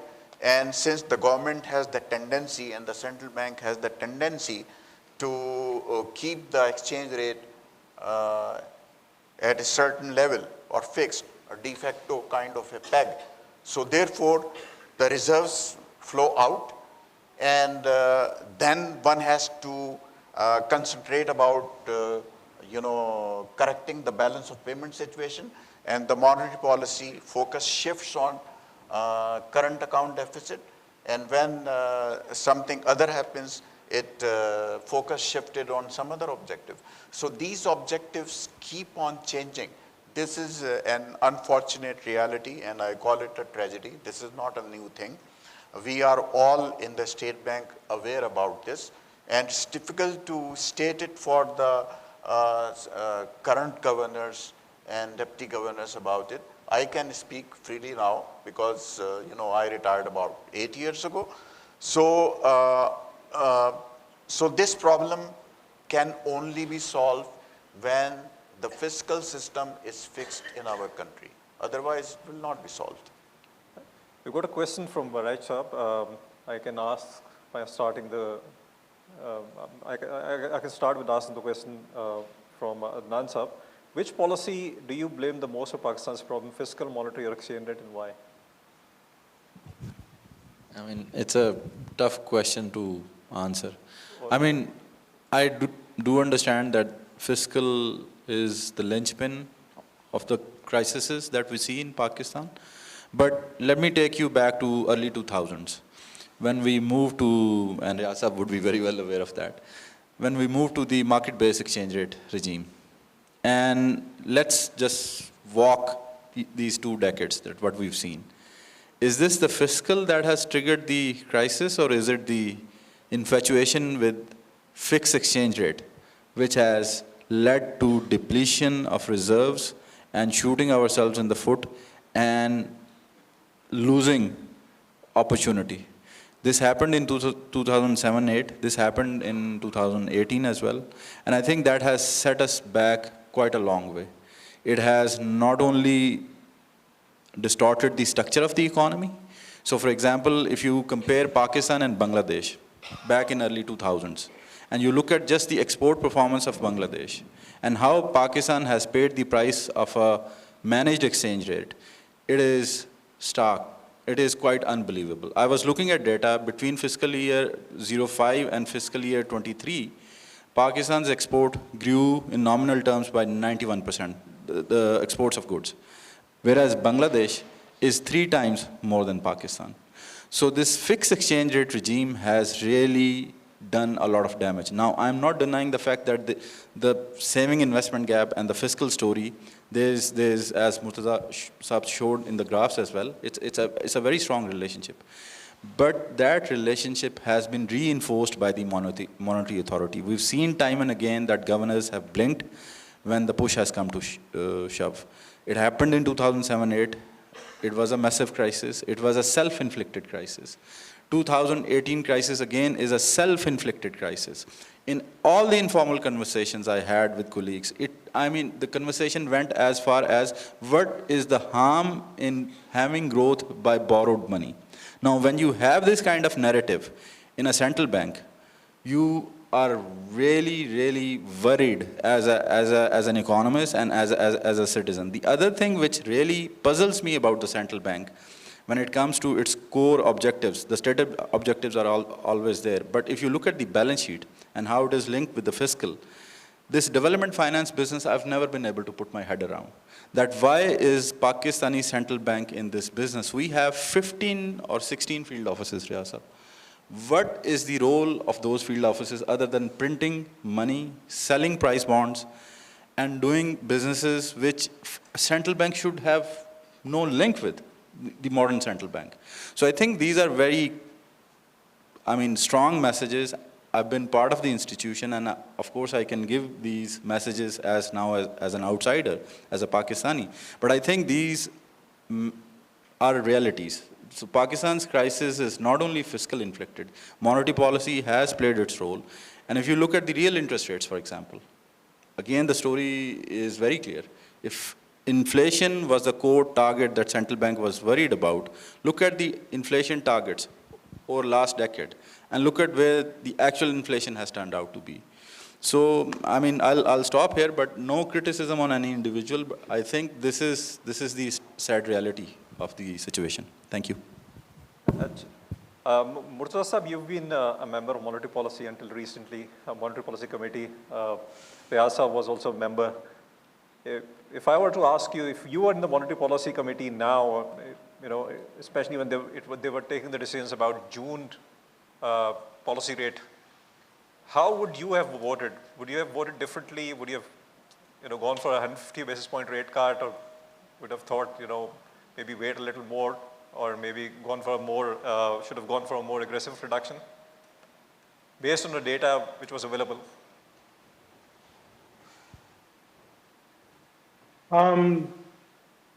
Asif, having been in these meetings, you're weighing a lot of different considerations.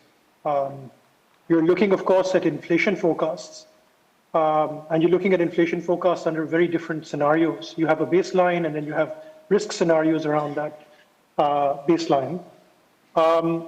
You're also, I think, at this juncture, particularly as Pakistan is just coming out of a very scary situation a couple of years ago, where we were really staring down the barrel of something really bad happening in terms of our external situation. I think you have to weigh what you see on inflation and where you think inflation might go. And then you also have to assume certain things about variables that are not in your control. For example, what's going to happen in the budget? What is the fiscal agent going to do? What is the government going to do? What's going to happen to global commodity prices? I think, to me, it is clear that we are now at the beginning of a rate cutting cycle. How quickly that will materialize, whether it will be linear, whether it will be a rate cut every time they meet, or there will be some pauses, I cannot say, because having been in those situations, there's a lot of data that you have to look at. And I have to really compliment here my colleagues, my ex-colleagues at the State Bank, who, and particularly under Riaz Sahib and Dr. Ali Chaudhary, who is our chief economist, have modernized the apparatus that is used to look at monetary policy. I think, in fact, there's a lot that Pakistan's institutions can learn from the State Bank in terms of how to do forecasting, how to project relationships between different macroeconomic variables. It gives me great hope, actually, to see that there is an institution like the State Bank in Pakistan. It means that if we really are serious about getting our house in order, both in terms of fiscal policy, exchange rate policy, other policies, it certainly can be done. We have the people, we have the human capital, but we need to empower them. And I think hopefully the new State Bank Act, which is still new, and it's one thing to have independence on paper and it's another to assert it in reality. I hope going forward you will see that the decisions are taken much more in a much more transparent way and explained better. But I will also say one last thing, Asif sir, which is that if you have a fiscal agent that is very unpredictable and typically does something very different from what is budgeted, it makes the life of the central bank very, very difficult. मैंने जिस तरह आपको bars दिखाए थे, budget कुछ कहता है, outcome कुछ और हो जाता है. आप समझते हैं कि जी फिस्कल इम्पल्स जो है कंट्रैक्शनरी होगी, वो एक्सपेंशनरी हो जाती है. आपको फिस्कल एजेंट कह रहा होता है कि जी IMF से बात हो रही है, हमारे ख्याल में होने लगा सब कुछ, आखिर में पता चलता है कि जी साल लग जाता है रिव्यू में. तो आपने क्या अस्यूम करना है as the monetary policy decision maker? I think you should be very conservative given our history, unfortunately. And therefore, even if you see inflation coming down a lot, other things being equal, some of us may have wanted कि थोड़ी सी interest rate को ज़्यादा कम कर लेते. लेकिन so many other variables are not in your control. The history is against you. So I can understand why the decision was what it was, but I think it was still good to see an interest rate cut. And the final thing I will say is that to expect monetary policy to undo the faults of a fiscal agent that has almost gone rogue is very, very unrealistic. आप कितना interest rate बढ़ा लेंगे to save your country from going into a balance of payments crisis? You are talking about interest rates, अभी आपको बुरे लग रहे थे 20-22% के. If you want to stop an economy going into a crisis in the presence of a fiscal agent that is doing exactly the wrong things, you are talking about having to raise interest rates to God knows what kind of level. So I don't think it's in the power actually of the state bank acting on its own to prevent Pakistan from sliding into these crises. It requires coordination. It requires both the government and the central bank to be reading the tea leaves the same way and to be implementing policies that are pulling in the same direction. रियाज साहब, अगर आप MPC के member होते तो आपका क्या फैसला होता? How would you voted? You are referring to the recent The last move? decision, yeah. The last decision? Well, I expected a rate cut, but of 100 basis point, not 150, so I was not that off. And so, because the inflation had gone down, and I think the Monetary Policy Committee of the State Bank of Pakistan is provided with lot of analysis, as stated by Murtaza, that, and there is a lot of expertise, there are a lot of models, and interest rate decisions is based on information provided by all the members about those models, and the analysis of the SPP research and monetary policy staff. So I think from the expertise level, the committee is very good. I will, though, tell you one major weakness of the Monetary Policy Committee. The analysis provided by the staff, research and monetary policy staff is I think complete. However, the monetary policy members, when I was there, I don't know about what is happening right now, they were extremely reluctant to discuss the exchange rate. Okay? And so therefore it was, you can say there is one weakness, that the entire concentration of is about what should be the level of interest rate. And there is no discussion on the exchange rate, and you should not be surprised because of this, because it had been traditionally the exchange rate was with the governor only and not with the monetary policy. The way it was, the State Bank Act was designed was that the exchange rate, although it is written somewhere else that it will be market determined, but within the State Bank of Pakistan, only the governor has the power to change the exchange rate. So therefore, because the Monetary Policy Committee at that time were aware of this, so therefore they only listened to the presentations about the exchange rate, whether there is a gap between the real exchange rate and the present exchange rate or not, but they never suggested anything.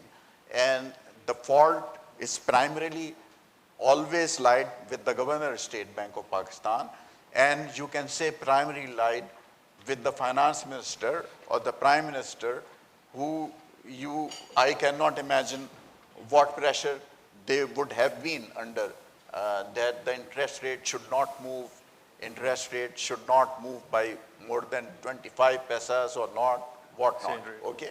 So what Adnan had said, that there is a fixation about the exchange rate in Pakistan, but you know, all over the world, people love a fixed exchange rate. But all over the world, the fiscal system is not as bad as in Pakistan.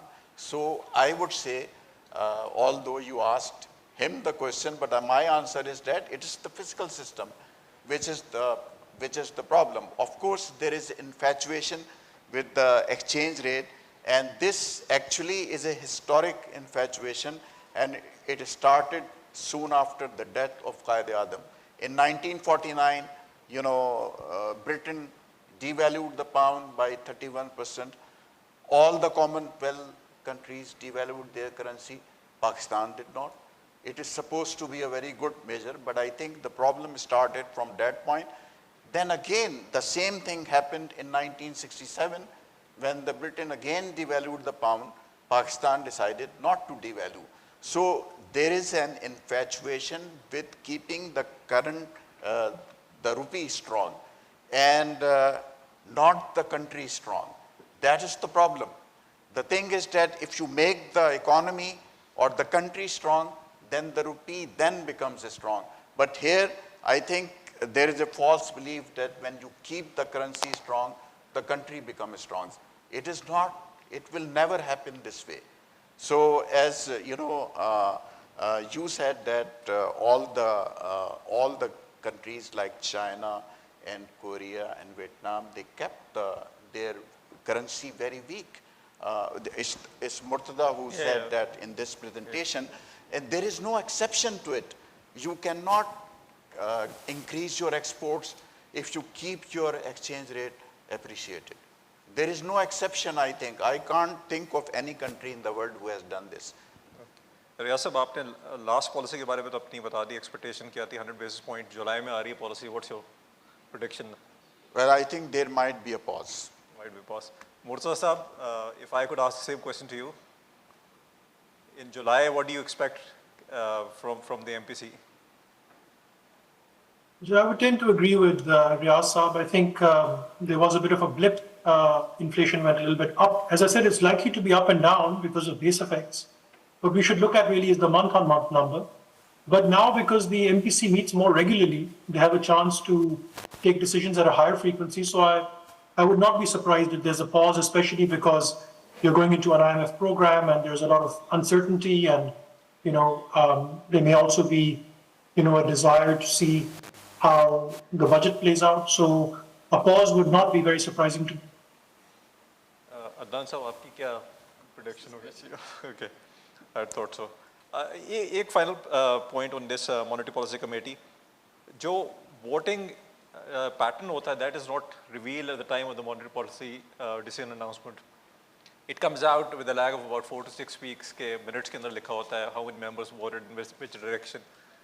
So, you know, as making the process more transparent, shouldn't the voting pattern be revealed at the time of the monetary policy decision announcement, so that at least the market is guided which direction most of the members were actually leaning? All I can say that I proposed in the beginning that this should be revealed and the name should be revealed. But the Monetary Policy Committee members did not agree with this. Okay. And you know, so it was decided, and it is, a lot of countries follow that practice, that the minutes are reviewed after a lag of 1 month or some lag, okay? And in some countries, the names are mentioned like Bank of England and Federal Reserve, but not all countries mention the names. So it is what State Bank of Pakistan is following is not out of tune with international practices. However, the way the minutes are written, their quality has gone down. There is hardly anything in the minutes by which you know, if you see the initial minutes of when the Monetary Policy Committee meeting is started to write the minutes, and you review those minutes of the first 6 or 7 meetings or 8 meetings, you will see that at least in those minutes, there is much more information you could gather. But now, I think when I see the minutes, well, there was a meeting held, there was an analysis presented on something, there are a couple of 2, 3 or 4 lines, and there is, then you see that these are hardly any meaningful kind of minutes which are being released by the State Bank of Pakistan. And I had written an article about this in Dawn also, I think 1 or 2 years ago.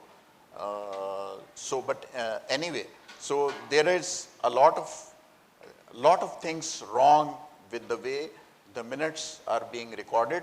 But the problem is that all the members of the Monetary Policy Committee had to agree with the system.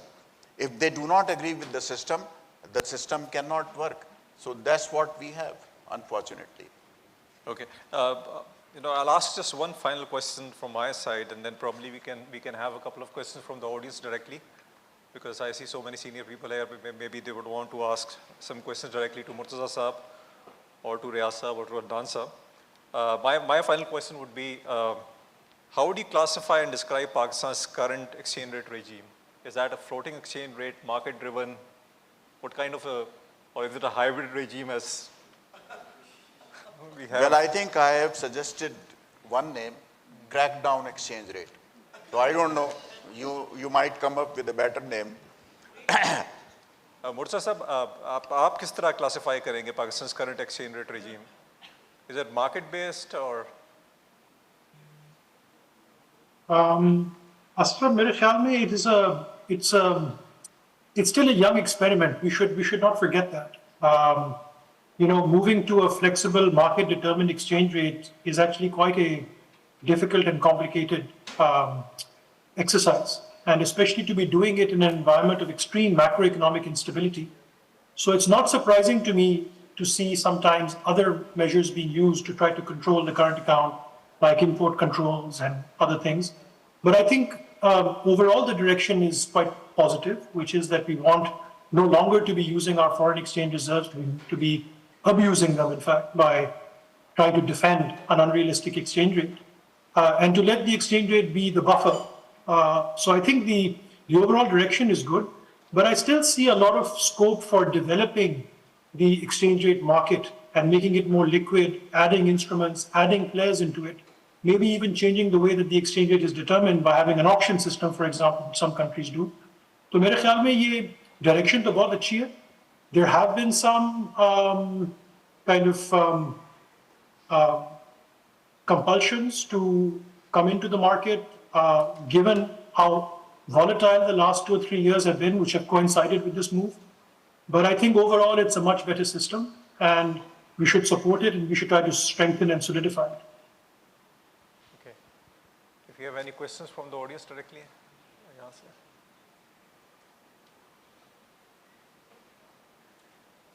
बड़ा साहब आप chief guest हैं, आपको इजाज़त नहीं है question पूछने की.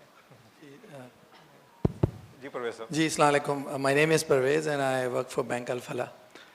सवाल मेरा एक्चुअली ये सवाल जो है आसिफ कुरैशी पूछ चुके हैं, उनका पहला जो सवाल था, बट मुझे लगा कि शायद उसका जवाब अभी मिला नहीं है, तो आई जस्ट थॉट कि I ask the same question again. सवाल ये सर कि जैसे आपने कहा कि अभी open market operation, although market के अंदर अमाउंट्स बहुत बढ़ गए हैं, लेकिन चूँकि स्टेट बैंक अपनी बोरोइंग जो गवर्नमेंट अपनी बोरोइंग स्टेट बैंक के साथ डायरेक्ट बोरोइंग रिटायर कर रहा है. अब इसके अंदर सर जो सवाल था वो ये था कि इसके अंदर एक ड्यूरेशन का इम्पैक्ट है, क्योंकि ओपन मार्केट ऑपरेशन होता है सिर्फ 1 हफ्ते के लिए, और मार्केट में सिक्योरिटीज़ तो साल की भी हैं, 3 साल की भी हैं, 5 साल की भी हैं, तो उसके अंदर एक इनहेरेंट इंटरेस्ट रेट रिस्क होता है. जब स्टेट बैंक इसको फंड करता है तो मुझे नहीं पता, आई एम नॉट अवेयर कि स्टेट बैंक की इंटरेस्ट रेट पॉलिसी क्या है, क्या वो इंटरेस्ट रेट रिस्क को मेजर करते हैं, क्या उसको कोई कैपिटल उस पर रखते हैं. वो तो अपनी बुक्स में फ़ंड कर देता है रिस्पेक्टिव, ना उनको कोई वोलेटिलिटी से फ़र्क पड़ता है, ना वो मार्क टू मार्केट करते हैं. लेकिन जब वो सारा का सारा बोझ आप मार्केट पे डाल देंगे, कोई 12 ट्रिलियन का ओमा आउटस्टैंडिंग है, तो ऑब्वियसली जो मार्केट ने उनकी जो सिक्योरिटीज़ होल्ड की हुई हैं, मार्केट ने एक बहुत मैसिव इंटरेस्ट रेट रिस्क जो है वो ले लिया है. तो आपसे सवाल ये था कि उसका अगर कोई खुदा ना खास्ता कल को कोई एडवर्स कोई इम्पैक्ट होता है मार्केट के अंदर, तो उसके कैपिटल रिपरकशंस हैं, मार्क टू मार्केट रिपरकशंस हैं। तो आप चूँकि आप और मुर्तज़ा दोनों डिप्टी गवर्नर रह चुके हैं, तो फ्रॉम अ रेगुलेटरी पर्सपेक्टिव अगर आप रेगुलेटर हैं तो इसको आप कैसे देखते हैं? That's the question. देखें आप, ये तो अब काफ़ी अरसे से ओपन मार्केट ऑपरेशंस हो रहे हैं, तो इस तरह के रिस्क्स आपने रियलाइज होते देखे हैं मार्केट में। इसका एक तरीका सिर्फ ये हो सकता है कि भाई आप ये सजेस्ट कर रहे हैं कि स्टेट बैंक जो है वो लॉन्ग टर्म ज़रा अपनी इंजेक्शन कर दे, तो इसका एक ये हल हो सकता है, क्योंकि ये एक इनडायरेक्ट क्रेडिट है और तो ये प्रॉब्लम इस तरह से भी सॉल्व हो सकता है। अगर इसका कोई नेगेटिव इम्प्लीकेशन मार्केट पे आ रहा है और तो आप लोग इस पे स्टेट बैंक से अप्रोच करें कि आप समझते हैं कि भाई ये स्टेट बैंक की जो इंजेक्शन है इतनी, ये एक कोई मॉरल हैजर्ड क्रिएट कर रही है या इंटरेस्ट रेट क्रिएट कर रही है। क्योंकि एक सिंपली ये एक तरीका है कि क्योंकि गवर्नमेंट अपने खराजात पूरे नहीं कर पा रही और उसको रकम की ज़रूरत है, वो अब डायरेक्ट स्टेट बैंक से नहीं ले सकती। स्टेट बैंक के पास एक ये तरीका है जो कि कंसिस्टेंट तरीका, जो मुर्तज़ा साहब ने भी एक्सप्लेन किया, कि एक इंटरेस्ट रेट कॉरिडोर है। एक दफ़ा स्टेट बैंक ने जब ये डिसाइड कर लिया कि उसका पॉलिसी रेट क्या होना चाहिए और रेपो रेट और रिवर्स रेपो रेट क्या होना चाहिए, तो फिर इंजेक्शन वो इसके दरमियान जो रेट होंगे उसी पे होगा। तो इससे मेरे ख्याल में तो कोई इतना ख़ास नहीं फ़र्क पड़ता। अगर बैंकों के इसमें लॉसेस हो रहे हैं या और इससे कोई आप समझते हैं कि इसमें किसी और किस्म के रिस्क भी हैं अदर देन इंटरेस्ट रेट, तो और वो इकॉनमी के लिए या फाइनेंशियल सिस्टम के लिए कोई ख़तरा है, तो हो सकता है कि मेरी अंडरस्टैंडिंग में कमी हो इस मामले में, ठीक है। और नेचुरली ये अगर दुनिया भर में ऐसा नहीं है कि इतने ज़्यादा इंजेक्शन्स हो रहे हैं, और हो सकता है कि ना हो, तो गवर्नमेंट बोरिंग रिक्वायरमेंट इतनी ज़्यादा नहीं है पूरी दुनिया में कहीं किसी और मुल्क की जो पाकिस्तान में है। और अभी रिसेंटली आप सिर्फ इसको इस तरह से कंपेयर करें कि अगर ये सारी बोरिंग स्टेट बैंक से डायरेक्ट गवर्नमेंट की तरफ जा रही होती तो वो ज़्यादा इन्फ्लेशनरी होती।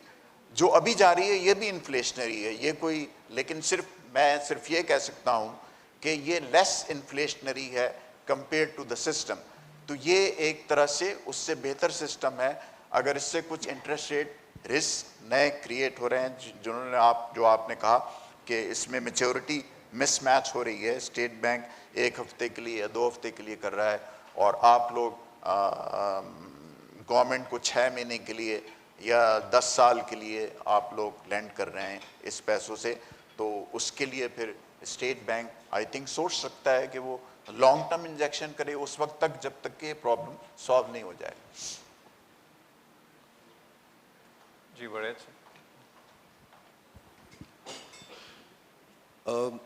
Sir, I have a series of questions. My first question is to Riaz Riazuddin Saab, and I would also request Murtaza Saab to also comment. It seems that over the last 2 hours, the general consensus among the panelists is that fiscal policy is the major culprit. But still, most of the audience would also want to know about the performance of the central bank itself. So we would want to know about your perspective as to, if you look at the recent history of the last 20 to 30 years, what are the 2 or 3 policy choices made by the central bank which were good policy choices, which you would like to appreciate and commend? And what were the 1 or 2 major policy mistakes that the central bank made, regardless of what was going on the fiscal side? So this is the first question. बड़ा साहब इसका पहले जवाब ले लेते हैं, otherwise हाँ, कुछ अच्छी चीज़ें सर हमें बताइए जो सेंट्रल बैंक ने की और कुछ बड़ी गलतियां जो सेंट्रल बैंक ने की मॉनेटरी पॉलिसी और एक्सचेंज रेट के हवाले से। फिस्कल पॉलिसी में तो हम मुत्तफिक हैं, आपने बड़ा अच्छा एक्सप्लेन किया कि ज़्यादा गलतियां तो वहाँ ही हुई, मगर मॉनेटरी पॉलिसी और एक्सचेंज रेट के हवाले से सर हमें बताइए। देखिए ये तो कॉमन नॉलेज है, बिल्कुल मेरा ख्याल है। मुझे हैरत है अगर आपको पहले से नहीं मालूम है। ये अभी अदनान ने जैसे बताया कि एक्सचेंज रेट जो है हमारा ठीक नहीं रहा कभी भी, और हमेशा कोशिश की गई है इसको रुपये को ओवर वैल्यूड रखने की।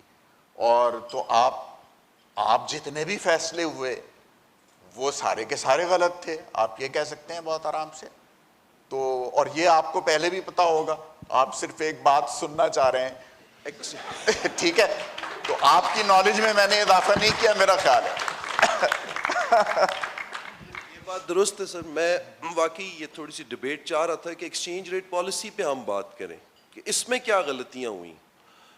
तो इस चीज से मैंने तो 1949 से अब तक की गलतियां आपको पहले ही बता दी हैं। इससे दोबारा इससे जुड़ा हुआ सवाल ये है कि इसमें क्या पॉलिटिकल गवर्नमेंट का ज्यादा रोल था या सेंट्रल बैंक को आप ज्यादा जिम्मेदार? देखिए ये तो सिर्फ गवर्नर्स आपको बता सकते हैं, क्योंकि ये न मेरी नॉलेज में है ना ये आप किसी डायरेक्ट फॉर्मर गवर्नर से पूछ लीजिए कि भाई उन्होंने एक्सचेंज रेट क्यों नहीं किया। जैसे अदनान ने भी बताया था कि 2000 में मार्केट एक्सचेंज रेट का सिस्टम शुरू किया गया, उसके मेरा ख्याल है 6 महीने के बाद एक कैप लगा दिया गया। That's how the State bank of Pakistan report it. तो उस ज़माने में शायद फाइनेंस मिनिस्टर शौकत अजीज़ थे, प्राइम मिनिस्टर भी वही थे, लेकिन फाइनेंस मिनिस्टर भी वही थे। तो उन्होंने एक बहुत ज़बरदस्त सिस्टम जो है, नहीं था सर, कोई वो चीफ एग्जीक्यूटिव हुआ करते थे जब तक इलेक्शंस नहीं हुए थे। मुशर्रफ साहब चीफ एग्जीक्यूटिव थे और उनकी कैबिनेट में थे।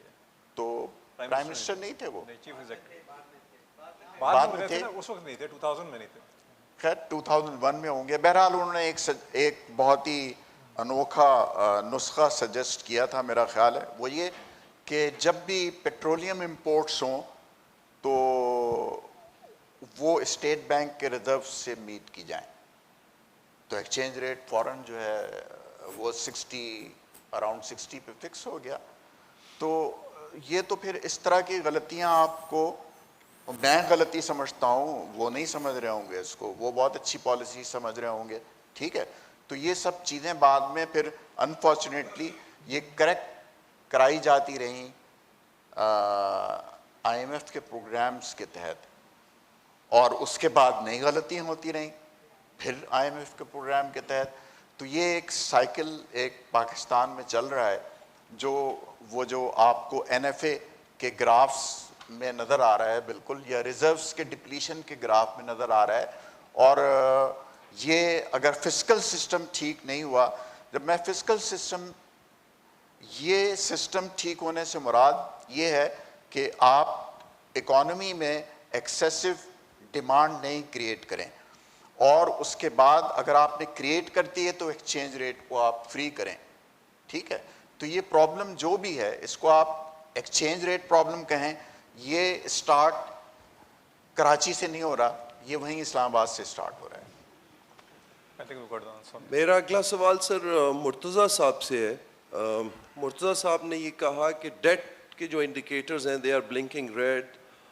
तो मेरा सवाल ये होगा मुर्तज़ा साहब से कि वो क्या समझते हैं इस प्रॉब्लम को एड्रेस करने के लिए क्या इक़दाम गवर्नमेंट को करने चाहिए, वो गवर्नमेंट को क्या एडवाइस करेंगे। एक बात जो रियाज रियाजुद्दीन साहब ने की कि प्राइमरी सरप्लस पे बहुत ज़्यादा तवज्जो दें और अगले कुछ साल प्राइमरी सरप्लस रन करे गवर्नमेंट। IMF भी इसके ऊपर काफ़ी ज़्यादा एम्फसाइज कर रहा है, लेकिन प्राइमरी सरप्लस को बढ़ाने के लिए ज़ाहिर है आपको ख़र्चा भी कम करना होगा, टैक्स ज़्यादा लगाने होंगे, जिसकी वजह से इकोनॉमिक स्लो डाउन भी आएगा। और इकोनॉमिक स्लो डाउन की वजह से टैक्स इकट्ठा करना फिर और मुश्किल भी होता चला जाएगा, specially over the medium to long term.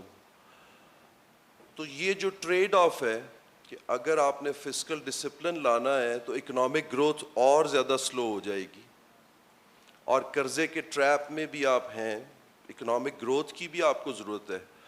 आपने भी ये फरमाया कि जीडीपी ग्रोथ अब बहुत कम हो गई है, जिसकी वजह से भी जो डेट टू जीडीपी रेशियो है वो ख़राब से ख़राब तर हो रही। तो आपके ख्याल में सर बेहतर हिकमत अमली क्या हो सकती है? Thank you very much, Riaz Saab. It's very nice to see you after a long time. I remember many meetings we had together during some happy times, some difficult times, crisis में भी, और तो बहुत अच्छा लग रहा है आपको देख के. You're looking well, mashallah, and आपको बहुत सलाम मेरी तरफ से, and look forward to seeing you in person soon as well. I wish you all the best. So, Riaz Saab, just before I come to your question, I just wanted to also try to answer your previous question. बड़ा अच्छा आपने सवाल किया actually, and I think it's really a question that we should think seriously about, because you are quite right that sometimes it might come across कि हम fiscal को ही bash करते रहते हैं. What about other policies? Should we not try to evaluate some, क्या चीजें अच्छी हुई, क्या चीजें बुरी हुई? Fiscal में भी I'm sure it's not all a dark story. काफी अच्छी चीजें भी जरूर हुई होंगी. And I'm sure there are many success stories. There are many individuals who try to do their best in the Ministry of Finance and continue to try to do their best. But we know it's a difficult environment when you have politics, when you have a crisis all the time, when you're firefighting all the time. So please, मेरी आप बात को इस तरह कोई भी ना इस hall में, it's not about blaming anybody. मुल्क हमारे सारों का ही है. It's about trying to come to a better equilibrium, a better growth model, a better way of managing our economy. And I think we should all be open to assessments of different kinds of policies, exchange rate policy, monetary policy, बिल्कुल सबको देखना चाहिए. लेकिन मैं दो तीन चीजें अगर highlight कर दूं in terms of what I think, जब मैं स्टेट बैंक में था 3 साल के लिए, मैंने क्या अच्छी चीजें वहां देखी. I won't talk about individual decisions, but I will talk about certain things that happen in the state bank which I think must be replicated and should be replicated elsewhere. एक तो ये है कि decision making थोड़ी सी हमने institutionalize कर दी. For example, the Monetary Policy Committee. It may still have a lot of scope to be improved. Just as Riaz Saab ne kaha, the minutes may have scope to be improved, but it's a very good system. You have a mix of people, academics, practitioners, business people.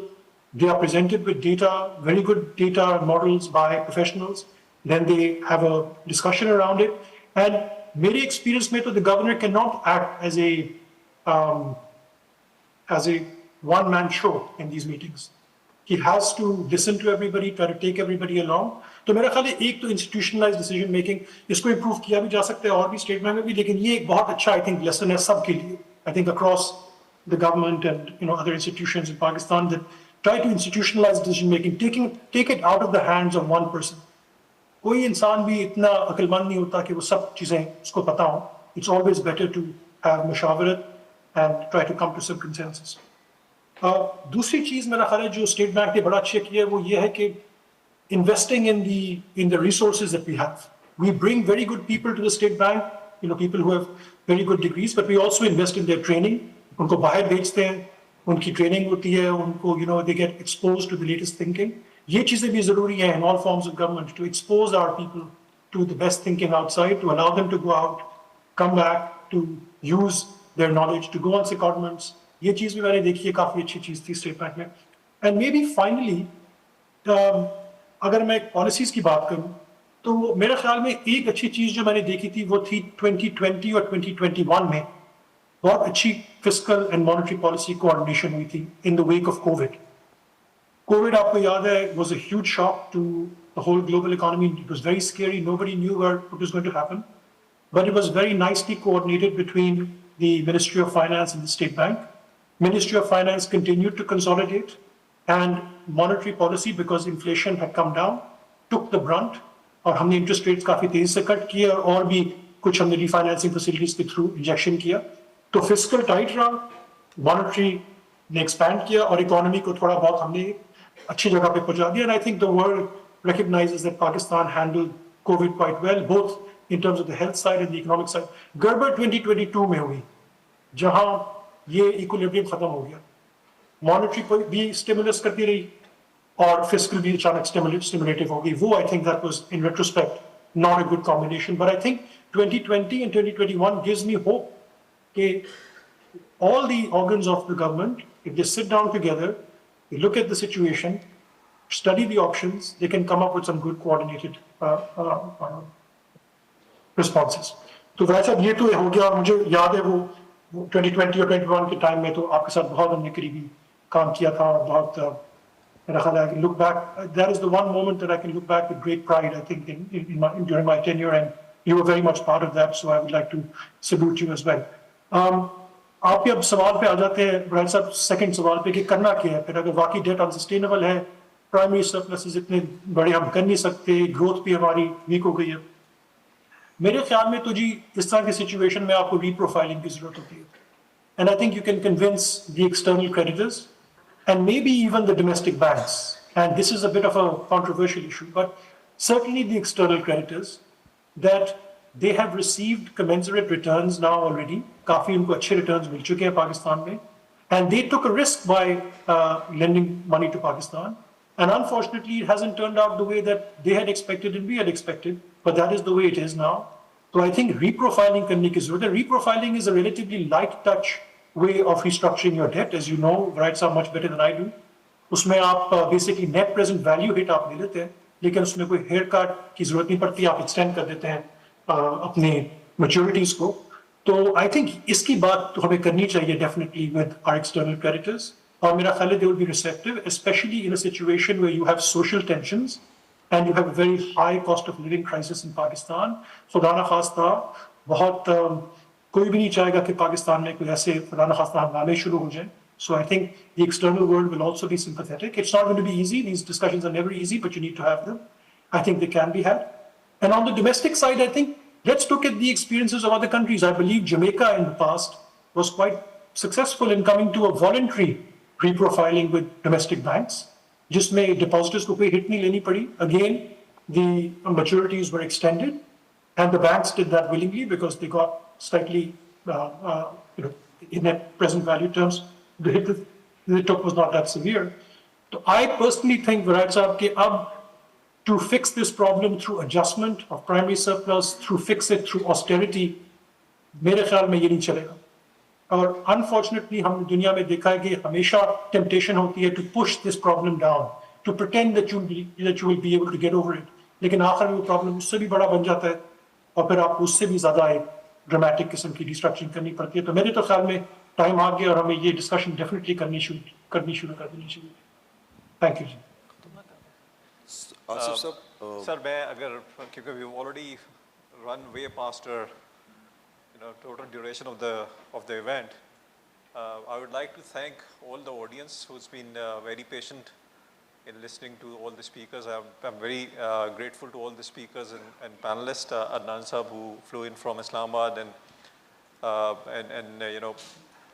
Dr. Murtaza Syed, who despite being late in the evening in China, took out the time and spoke to us and to the audience and shared his wisdom and insights in a lot of details.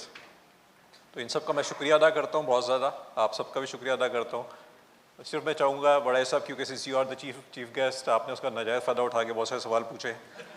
अब आके आप closing remarks ज़रा मुख्तसर से दे दें 1 minute के अंदर, तो फिर हम वी कैन क्लोज एंड चाय पी सकते हैं.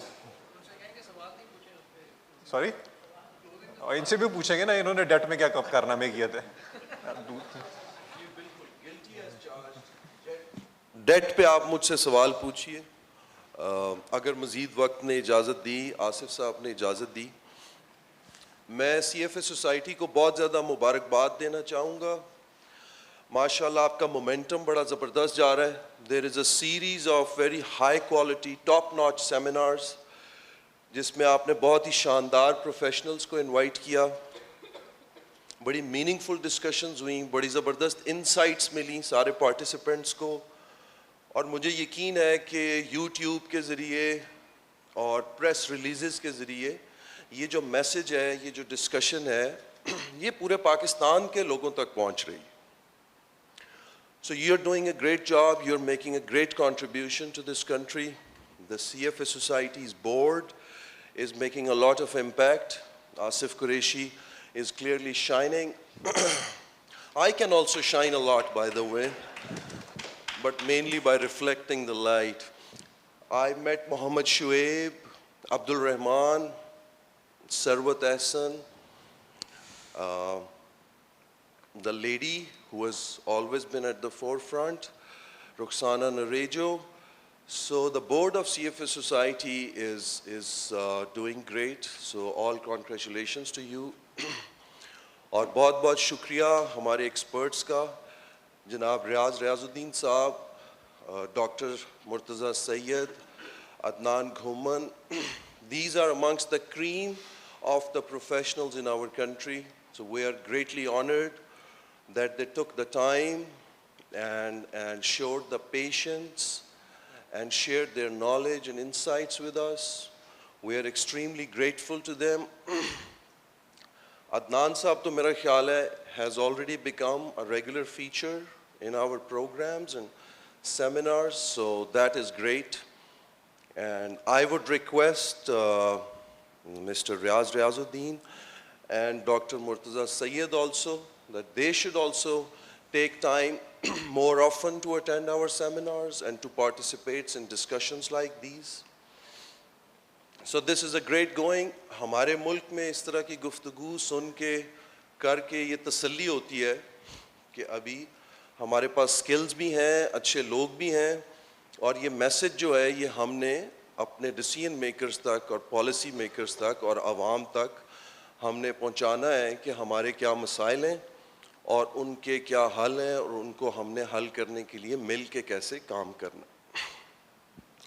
तो गोइंग फॉरवर्ड मेरे दो मैसेजेस होंगे, एक तो रियाज साहब, मुर्तज़ा साहब और अदनान साहब जैसे प्रोफेशनल्स के लिए, जैसे मैंने ऑलरेडी कहा कि उन्हें आइंदा भी वक्त निकालना है, उन्हें एंगेज करना है पब्लिक के साथ और पब्लिक सेक्टर के डिसीजन मेकर्स के साथ, उन्हें अपनी आवाज़ उन तक पहुंचानी है और अपना इल्म और अपनी स्किल जो है उसके फ़ायदे को उन तक पहुंचाना है।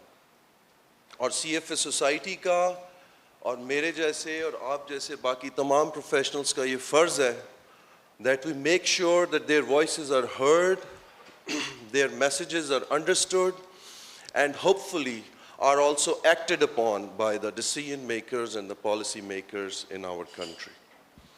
एक दो important issues जिस पे आसिफ ने मुझे इजाज़त नहीं दी सवाल पूछने की, मैं ये उम्मीद करूँगा कि आइंदा हम कोई सेमिनार्स ऐसे कर पाएंगे। CFA सोसाइटी से मैं उम्मीद करूँगा कि उसके ऊपर कोई डेडिकेटेड सेमिनार्स कर पाएंगे जल्दी, ताकि उन पे कोई भरपूर हमारी डिस्कशन हो सके। जो इम्पोर्टेंट इशू जिस पे मैं तवज्जो दिलाना चाह रहा था, जिसकी मेरे ख्याल में हमारी मॉनेटरी पॉलिसी और हमारी एक्सचेंज रेट पॉलिसी के लिए काफ़ी उसकी कॉन्सिक्वेंसेस हैं, उसके काफ़ी असरात हैं, वो है क्रिप्टो करेंसीज़ का और डिजिटल करेंसी की। अब बड़ी दुनिया में बात हो रही है कि सेंट्रल बैंक्स जो हैं वो भी डिजिटल करेंसीज लाना चाह रहे हैं। तो ये जो वर्चुअल एसेट्स या डिजिटल करेंसीज हैं और स्पेशली जो बहुत सी प्राइवेट सेक्टर में आ रही हैं, इनकी क्या इम्प्लिकेशंस हैं हमारी करेंसी मैनेजमेंट के लिए और हमारी मॉनेटरी पॉलिसी मैनेजमेंट के लिए, और हमारे सेंट्रल बैंक का इस पे क्या पॉलिसी स्टांस होना चाहिए और क्या स्ट्रेटजी होनी चाहिए कि हमने इन चीज़ों को कैसे डील करना है। तो ये एक एरिया था जो मेरे ख्याल में आसिफ और CFA सोसाइटी की टीम, मैं उम्मीद करता हूँ कि आइंदा इंशाल्लाह हम कुछ अच्छे सेमिनार्स इस मौजू के ऊपर भी कर सकेंगे। तो आखिर में एक दफ़ा फिर बहुत बहुत मुबारकबाद CFA सोसाइटी को और बहुत बहुत शुक्रिया हमारे एक्सपर्ट्स का और आसिफ कुरैशी साहब का, बहुत बहुत शुक्रिया। वैसा ज़रा आपसे रिक्वेस्ट होगी कि हमारे जो गेस्ट हैं इनको मोमेंटोस जो हैं डिस्ट्रीब्यूट करना है। मुर्तज़ा साहब, वुड हैव बीन लवली अगर आप हमारे साथ मौजूद होते। अनफॉर्चुनेटली आप कराची में नहीं थे, बट नेक्स्ट टाइम आप whenever you are visiting Karachi, CFA society Pakistan would love to host you and we would like to have an in person event with you, और ताकि आपकी जो नॉलेज है वो हम उससे मज़ीद फैज़याब हो सकें and सीख सकें। आपकी जो शील्ड है वो हमारे पास अमानत के तौर पर पड़ी हुई है for enlightening us, और जो आपने अपनी नॉलेज हमसे शेयर की, और वो जो भी नेक्स्ट पॉसिबल मुलाकात होगी या हम आप तक पहुंचा देंगे। ठीक है, थैंक यू वेरी मच जी। अनफॉर्चुनेटली आप हमारे साथ चाय पे ज्वाइन नहीं कर सकेंगे। Thank you, Murtaza Sahib. Thank you, Riaz Sahib. Thank you, Adnan Sahib. Thank you, our past president and Commissioner Sahib. Riaz Sahib, please come on the stage for request. A big round of applause for everyone. A special thanks to Mr. Asif Qureshi, who is our board member, who has worked very hard to bring this to you. I would request our board members to please come on the stage to give the mementos to the speakers. Abdurrahman Tahir, Rukhsana, I think that's all. Aap log aa gaya, Asif sahab abhi aage aa jaye so we can. Are we taking a photo? Yes, the photographer is here. She's standing. She's standing. Let them come up first. Sir, आइए हमारे साथ एक तस्वीर। Rukhsana abhi aa jaye. Yeah, if you can come in. जी table से आगे आ जाओ.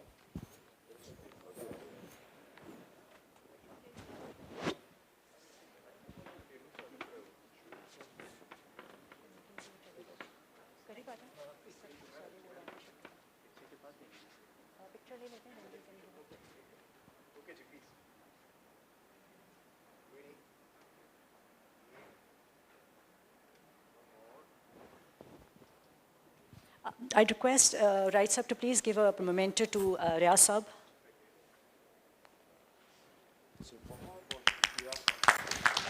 Asif sahab, यहाँ please तस्वीर अच्छा दीजिए.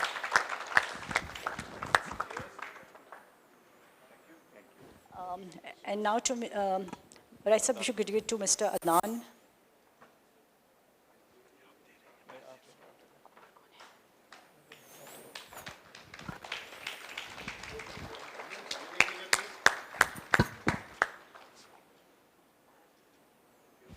And to Mr. Asif Qureshi. Riaz Sahib, Asif sahab bhi bidai do. Riaz sahab ka.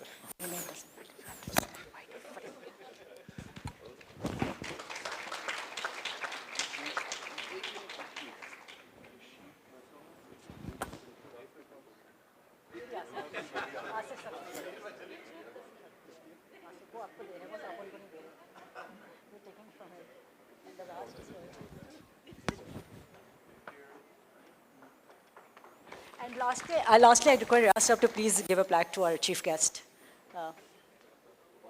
जो वो Riaz Sahib की है ना?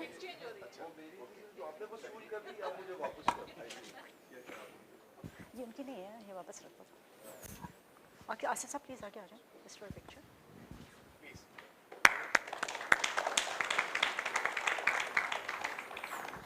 A big thank you to all of you. The tea is served now, please. Thank you.